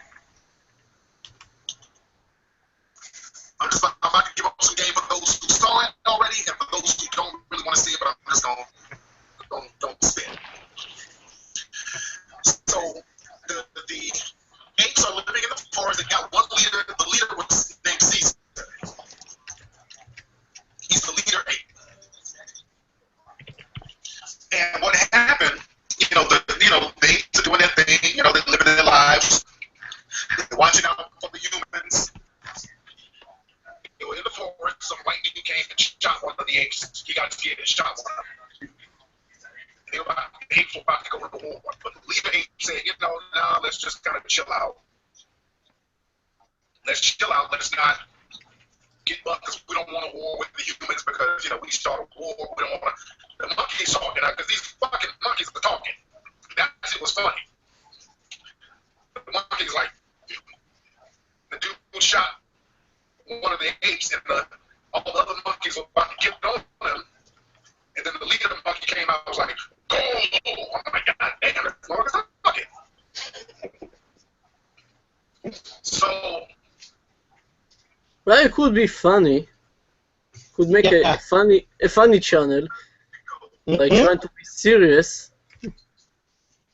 What'd you say? I said you could use his seriousness to make a funny channel. It'll be more funny than likes. Yeah. This will be entertaining. Yeah. But they followed him. They followed him and they saw that he had a colony and all this stuff. They saw that he had a whole colony. It was a colony full of people. So the monkeys went back and said, okay, we just need to chill out because they got guns over there. They might come over here and have war. We don't want to lose people. So let's just chill out. So the humans came back like, hey, we don't want no trouble. We just want to go to the dam and get the electricity. That's all we want. They're saying this to the lead monkey. Now this is exactly how missionaries get down with indigenous people. This is how missionaries get down with indigenous people. This is a whole trick that they've always used. So missionaries are like the humans and indigenous people are like the monkeys? Oh god. This...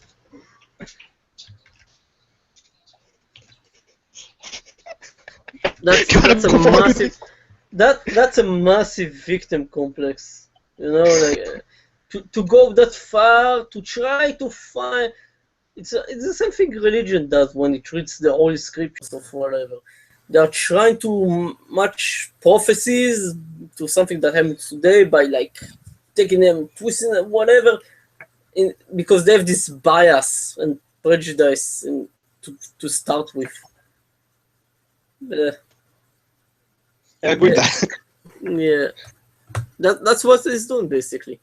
It's trying to make it match. Yep, they try to add their own taste to it. Yeah. Well, I'm gonna go now. Time for bed. Later. Yeah, I think it's getting late here too, so let me go out to goodbye. Alright, you can subscribe to our channel, and if you want to watch the whole video, I'll give you the link to there. And take care.